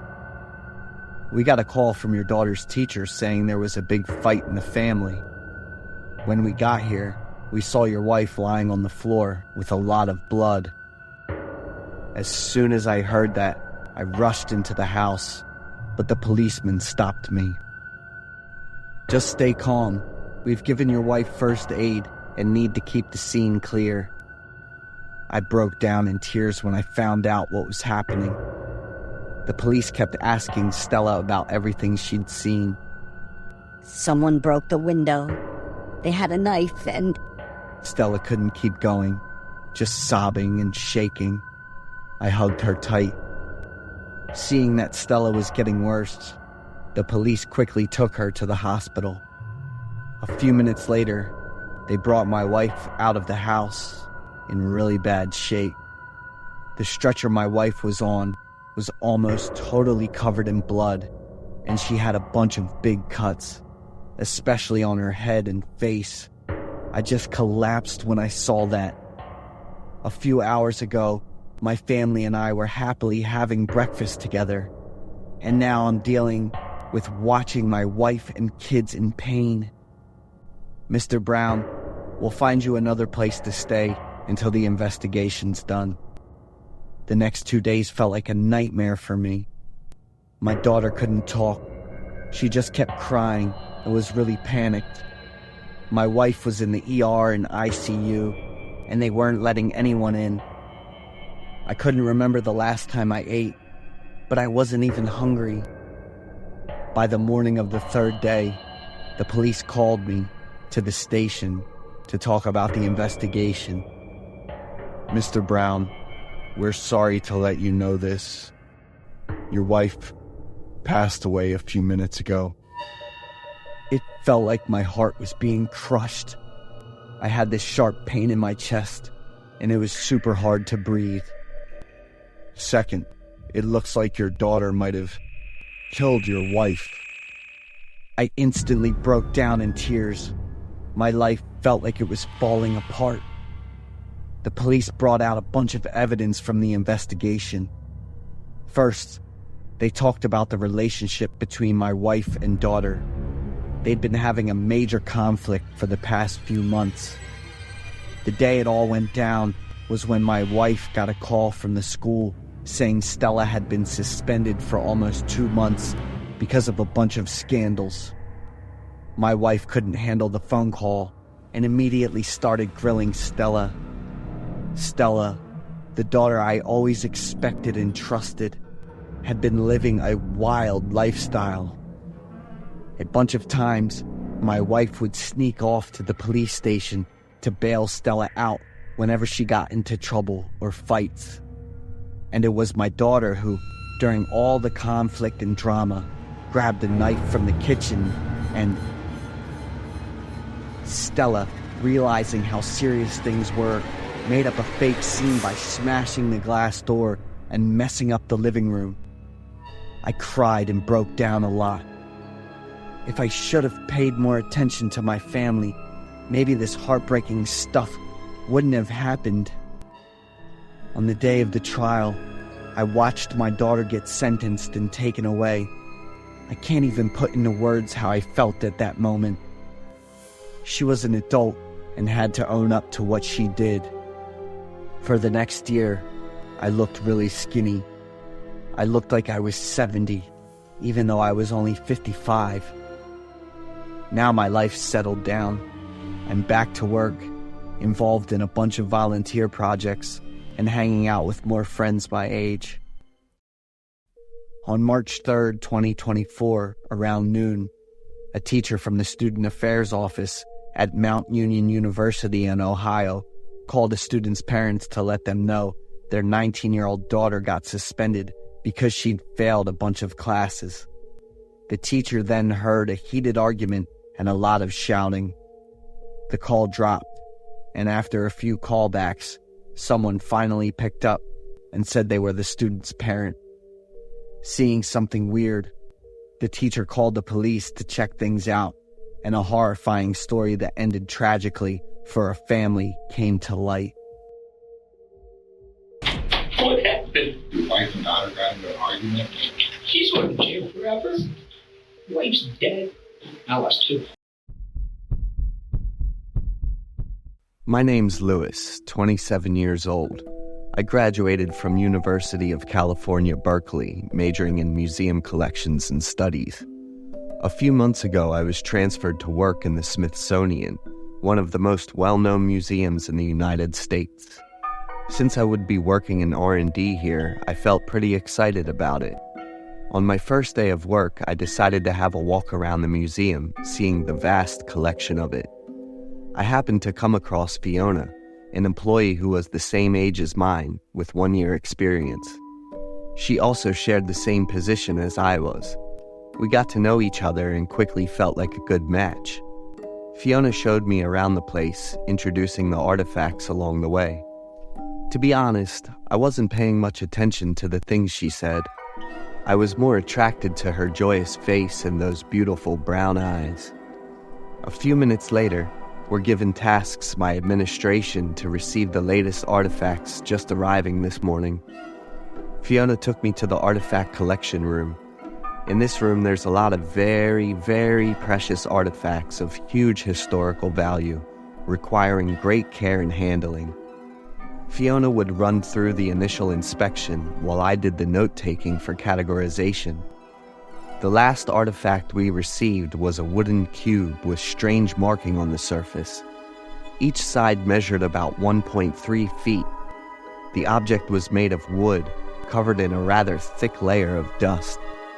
We felt kind of weird about this artifact. None of us had any information about it. On the right side, there was a rotatable metal knob. I guess it was the artifact opening mechanism, so I did turn it a bit, trying to open it.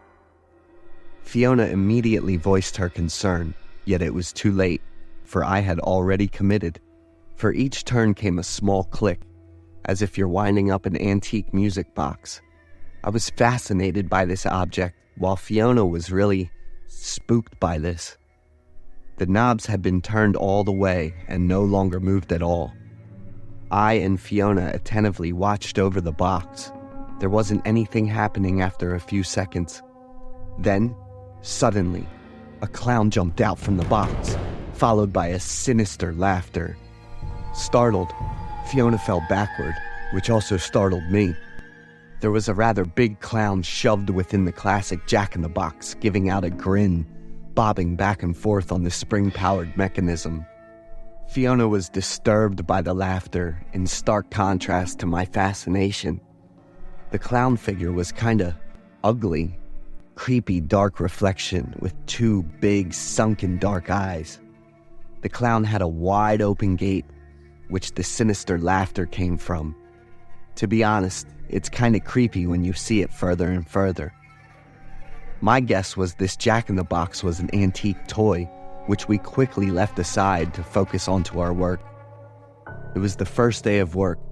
Because I want to show off a little bit with my new colleague, I stayed all the way late into the night, until both of us were exhausted by the work after tons of documentation about all the artifacts. So I decided to invite Fiona to dinner, which she declined, for her boyfriend would come to pick her up. Oh, it was a bummer. Fiona had a boyfriend already. So she left the scene first, leaving me alone with bitter disappointment. The next day I went to work early, opening the office with the jack-in-the-box right in front of my door. Okay, who left it here? Because aside from me and Fiona last night, nobody would be here ever since, huh? Fiona arrived right after that, and when I asked her about the box, she wasn't sure either. Ever since we're out of the office yesterday, nobody would touch it then. After a quick inspection, we found that the box remained intact. We left it aside and dived into our work. Around lunchtime, I came to the archive room and unexpectedly, the box appeared there again. This time, I did a more careful observation of the object. There was some unintelligible marking on the box, as well as a number 0 on the top of it. This object really intrigued me. It must be someone really intrigued by it in the museum staffs that they left it all over the place like this. Suddenly, the knob rotating on itself, clicking over each knot. This startled me, frozen me on my track, glued my gaze into the strange artifact. Fiona then called my name from afar and snapped me out of my trance. The box suddenly stopped turning on its own, too. Fiona asked me why I was idling for such a long time. I answered back with my experience and questions about the mysterious box. She put that aside immediately, telling me about the incoming expo. We would have a lot of work to do. The mysterious box was an unnecessary distraction. I left, nonetheless, questions about the box ringing within my head. That day, we finished our work very late. Yet we're contented. We'd made good preparation for the incoming exhibition. So needless to say our frustration when we arrived to work the next day. Everything we'd prepared was now all over the place, some heavily damaged with blood running all over. In the corner was a body of a robust man, wearing dark clothes with a black-colored balaclava that was now torn heavily from his badly bruised and lacerated body. On his neck was a bite mark that was too wide and deep. The bite mark clearly wasn't of human origin. The police arrived quickly, cordoned off the crime scene, and we had no other choice but to cancel the exhibition. The museum suffered heavily due to many precious artifacts suffering irreparable damage. A quick investigation told us that the dead man was indeed a museum thief. Cause of death was announced to be heavy exsanguination, yet the evidence toward the perpetrator was nowhere to be found. The police kept every one of us round up for investigation. The days afterward were hell. None of us, me and Fiona including, could have enjoyed the atmosphere here. And the creepy things didn't stop there. Another day, our project manager also disappeared. He hadn't been around for many days now. Also, no traces of him running away were discovered. I had just been working for half a month, but many bad things had been going on here already. One late night, when I was walking across the hallway to go home, suddenly I spotted something down in the darkness. Attentively listening, I immediately recognized it to be the Jack-in-the-Box. I wasn't wrong. It was right there, down the hallway. I suddenly felt something wasn't right about this artifact. Carefully picked it up. I could feel the knob automatically turning. The sensation made the hair on my back puff up. Even weirder, I could see the number on it slowly turning into number 2. Suddenly, over the dark corridor, there appeared a dark shadow, which seemed to be a man, a very tall man, dressed up in raggedly strange clothes. I stopped dead on my track in a sudden dread, before slowly regaining my composure, getting closer, and yelling out to see who that person was.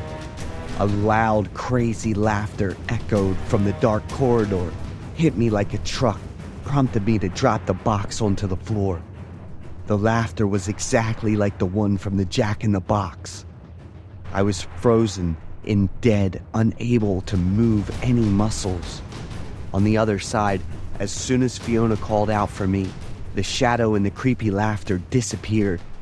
Instead, it was her silhouette appearing on the wall. Everything happened way too fast for me to know what happened. I wasn't sure if it was real or just all my imagination. So I decided not to tell Fiona what had happened. But I told her that I was going to put the Jack-in-the-Box aside to archive room and head home soon. When I headed for home, Fiona was there waiting for her boyfriend. The next morning, Fiona didn't go to work. I was shocked when I was told that Fiona had been admitted to the ER last night. When I came to visit, Fiona was in a deep coma with countless wounds on her body. On her neck was a similar bite mark to that dead museum thief. Her boyfriend told me when he came to pick her up, he heard a call for help and some crazy laughter in the dark. When he found her, she was already in a deep shock, blood covered all over her body. I came back to work with a lot of thoughts in my head. First thing first, I needed to test my theory, so I brought out the box, seeing the number lingering between 2 and 3.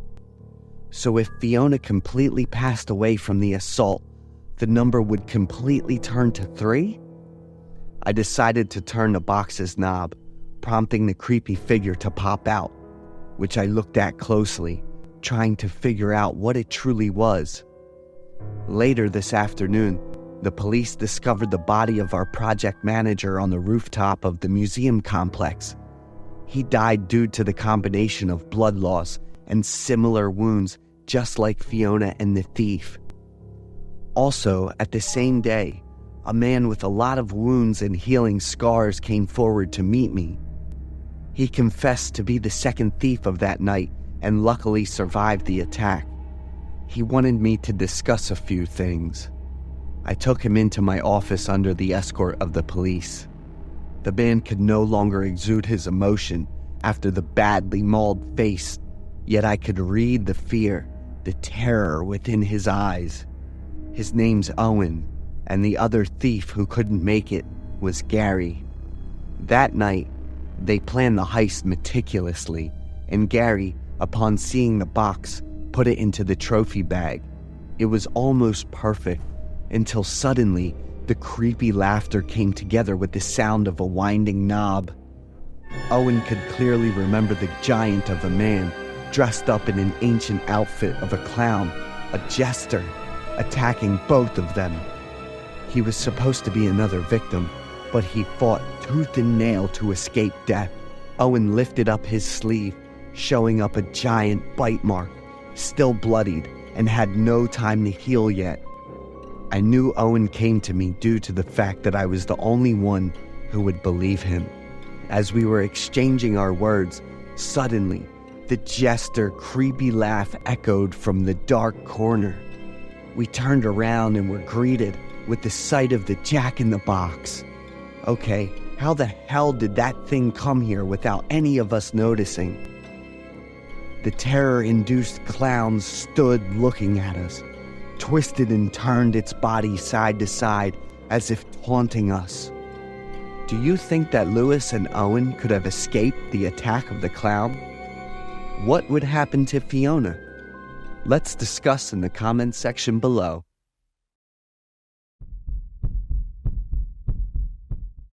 I'm Mark, 29 years old, and I'm working as an engineer. My fiancée was Erica. She was 27 and worked as a doctor at a local private clinic. We'd been dating for a year and we were planning to get married at the end of the year. I really loved Erica. She had all the qualities of an ideal partner and wife. We got along by listening to and understanding each other in every situation. We used to surprise each other with little things that show just how much we care.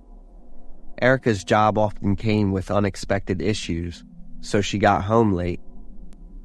The day I found out about the terrible thing was just like that. That evening, Erica texted me to have dinner on my own and not to wait for her. Erica had an emergency case, so she wasn't sure exactly when she'd be done. I had a quick meal, made a special beefsteak with potatoes and bread, and then brought it to the clinic for Erica. I knew she'd probably skip a meal or just have some juice if she was too busy with work. The food was all ready, along with a note with some loving words. I drove over to the clinic where Erica works. It took about 15 minutes to get from home to the clinic, so the beefsteak stayed nice and warm for Erica to enjoy. When I arrived at the clinic, I noticed an unusual quietness and the strong smell of medicine. one of those distinctive scents you get in clinics and hospitals. I called Erica, but she didn't answer. The surgery must have still been going on. I decided to drop off the food in her office and then head out. Walking down the hallway, I tried to remember and find Erica's office. Why are all the waiting rooms dark? I kept walking and wondered. If I wasn't wrong, the room at the end was where Erica sees patients. It was dark, too, so I cracked the door open and looked inside. I smelled something pretty unpleasant. Hard to describe, but it was a mix of a weird, fishy smell with a hint of antibiotics. I was feeling around for the light switch, needing a bit of light to figure out where to place the food so it'd be noticed quickly. After struggling around for a bit, I finally found it. The lighting in the clinic seemed brighter than usual.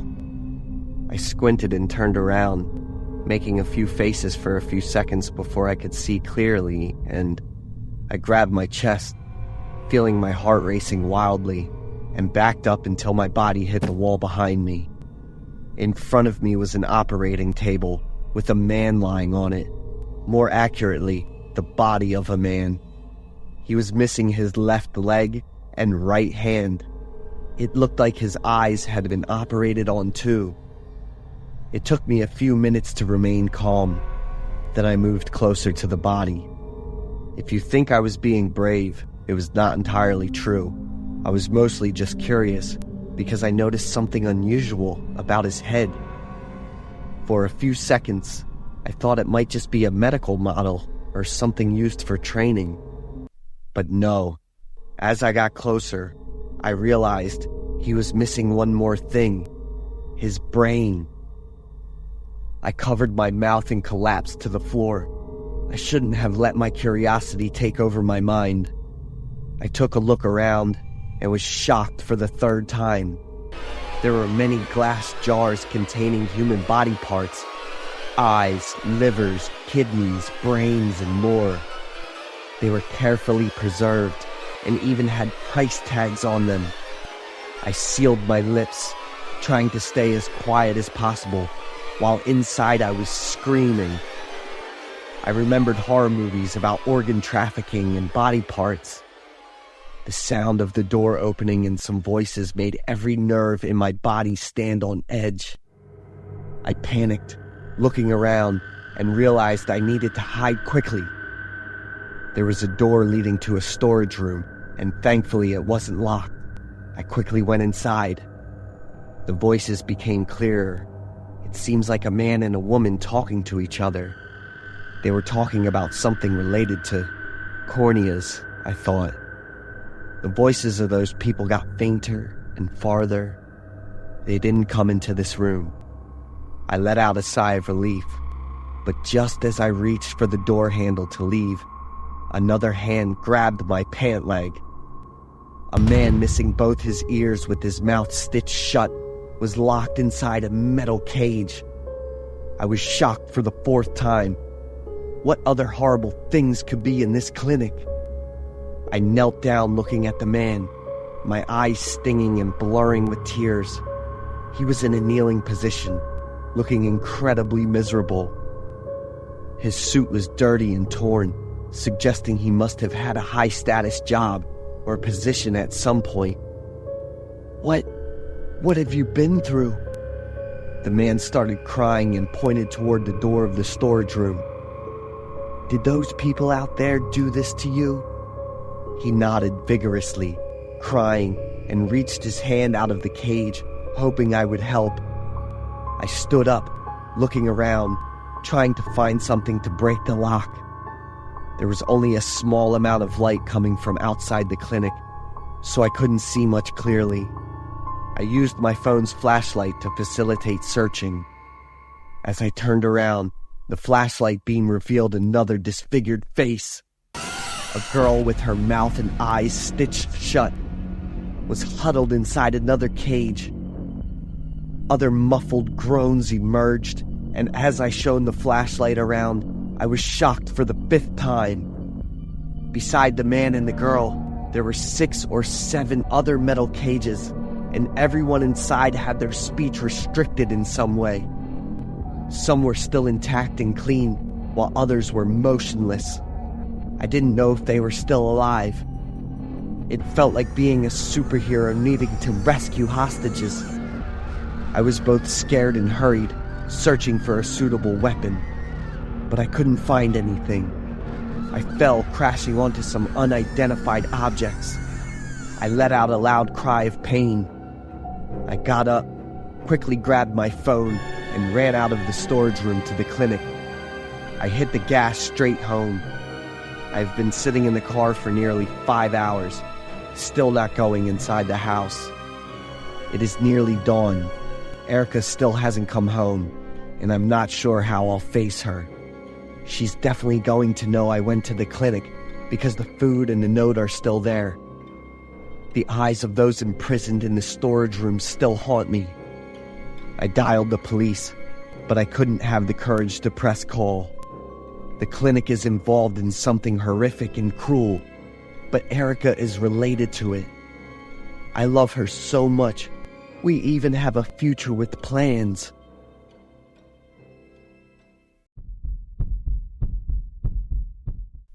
I'm Jonathan, 31 years old. I work as a long-haul bus driver.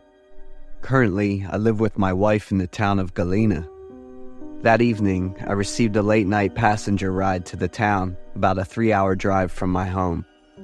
After safely dropping off the passengers at 11 p.m., I immediately headed back home.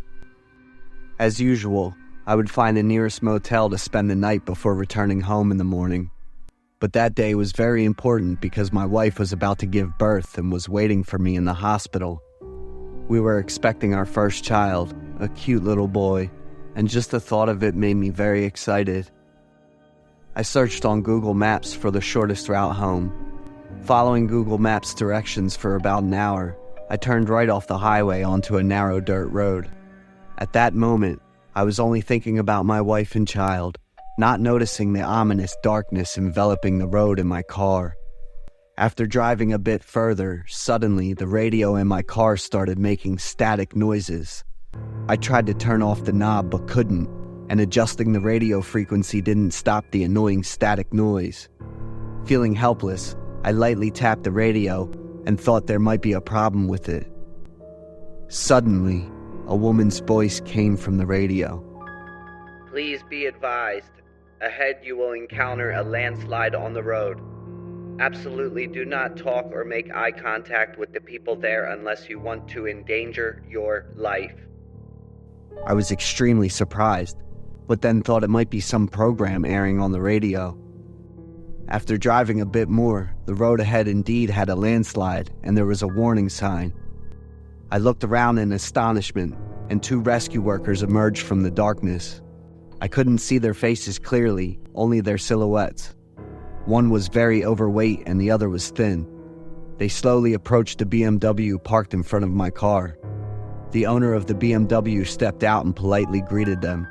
Suddenly, the thin rescue worker rushed forward and grabbed the BMW owner. They both fell in front of the BMW, so I couldn't see what was happening. I was quite panicked at that moment, wondering if I should run over to assess the situation or not. The horrifying began to unfold. The overweight rescue worker was staring directly at my car, but it wasn't a normal look. He turned his head 180 degrees, his face and back facing towards me. He was smiling, a wide, ear-to-ear grin. He maintained that posture and walked towards my car.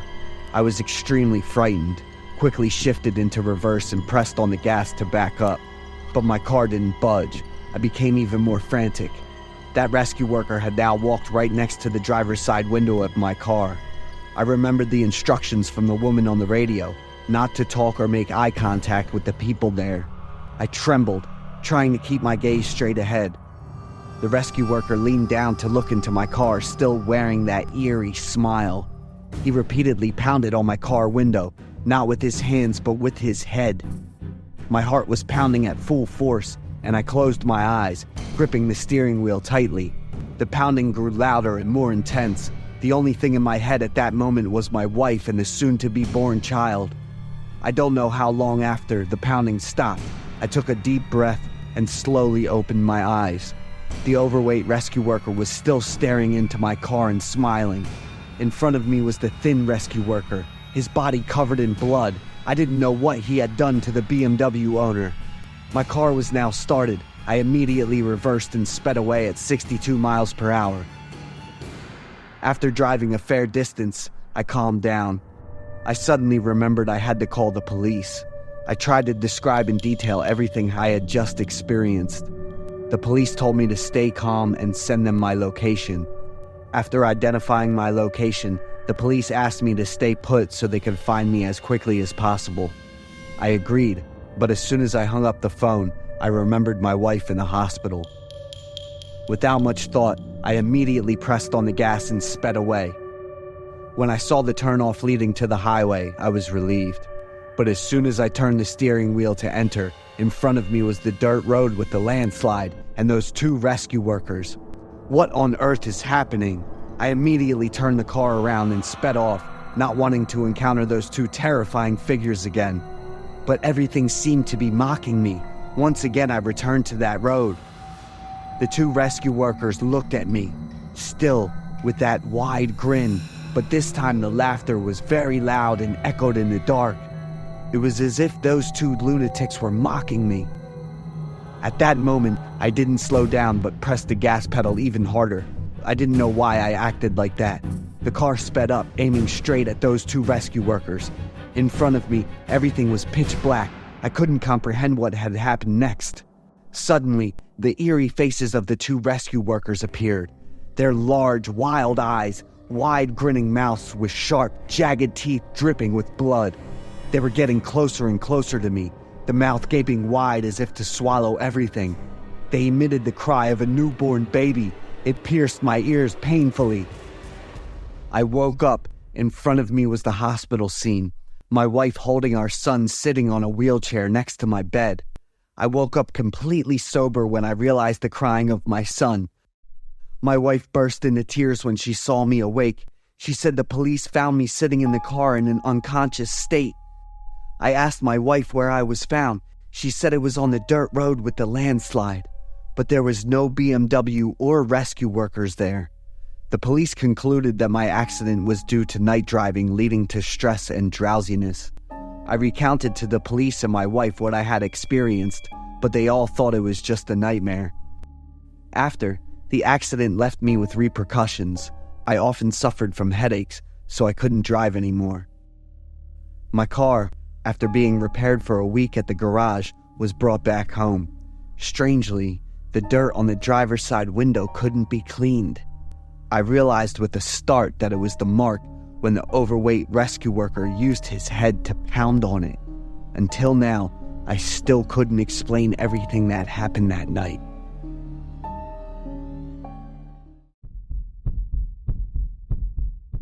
I'm Oscar, and the creepy stuff I went through was like 15 years back. Back then, unlike most guys my age, I was pretty shy and kept to myself. When I was a kid, I didn't hang around or anything, just stayed home, watched TV, and read stories. When I got older, like in high school, I was still pretty quiet. I didn't cause trouble, but I wasn't killing it in school or great at any subject either. Back then, my buddies were all flexing with their girlfriends, while I was just showing off the skills I leveled up in my game. There wasn't much to say since everyone was into their own stuff. But I was the only one up front, so those group hangouts made me feel totally out of place. I got self-conscious about how I talked, especially if I was talking to a girl. There were a couple of girls in school who'd come up to me, but after like 3 sentences, they'd bounce. I only felt confident in my skills when I was gaming, so I started spending more and more time on it.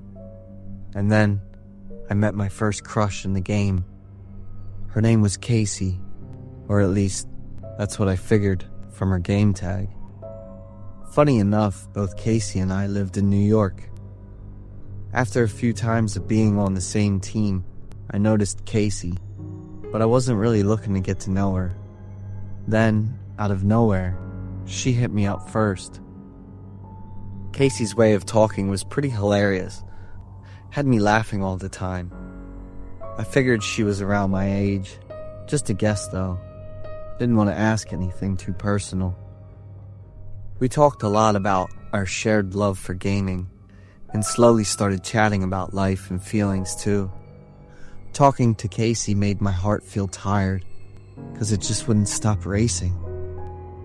Every day, I couldn't wait for game time, and seeing Casey's name online would have me grinning like an idiot. After we'd been chatting for like 2 weeks, Casey just suddenly dropped that she liked me, and I sat there staring at her messages for like 10 minutes, totally shocked. So, I had a girlfriend and was all proud, showing her off to my friends. They were doubting it and told me to bring Casey to the next hangout. Before I could even bring it up to Casey, she was the one who suggested we meet. Casey's always like that. Her being so upfront and taking the lead totally surprised and made me happy. Casey wanted to hang at my place, just the two of us, and only in the evening when no one else was around. I said yes to Casey, but I was low-key stressing about how to tell my parents and brother. But fate really hooked me up and made it easy to meet my first love. My parents said they were going to a party at a friend's place, and my brother and his crew were heading out for the night. I was hyped and texted Casey, and we set a time to meet up. To be all suave, I offered to pick Casey up, but she turned me down and told me to just wait at home for a surprise. I sent Casey my address and got everything ready for our first date. I cleaned up my room, threw on a nice suit, and secretly used my brother's hair wax and cologne. My phone buzzed with a message, and I grabbed it quick to check out Casey's profile pic. "I'm outside your house." My heart started racing. My hands and feet were sweating, and I was so freaked out I totally forgot to open the door. I took a deep breath, opened the door, and no one was there. I stood there for a minute, ran to the gate to check around, then ran back inside to grab my phone and text Casey again. She said she messed up the address and would be over in a sec. I ran to the bathroom, fixed myself up, then plopped down in the living room to wait. I couldn't sit still, kept wringing my shirt, and then the door knocked again. This time, I rushed over like crazy and threw open the door. What I saw made me freeze. A fat guy with messy clothes and hair was just standing there grinning at me. "You need help?" I said, all confused. "Hey, Oscar, it's Casey." The guy grinned big, eyes wide open. I froze when he said his name, Casey. Before I could even react, he stepped up, shoved his arm against the door, and wouldn't let me close it. I ran inside, grabbed my phone, bolted to my room, locked the door, and shaking, dialed the cops. He was outside, knocking on the door like non-stop, calling my name real soft. Didn't yell or anything.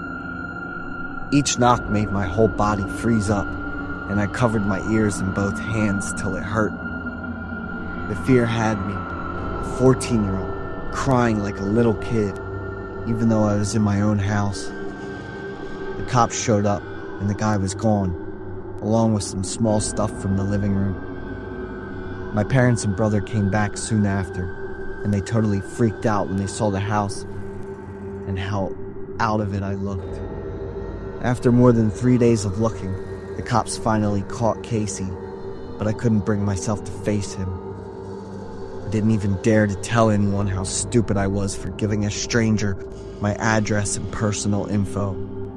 It was so embarrassing, thinking I had feelings for a freak for almost a month. Definitely a lesson in being careful that I'll never forget.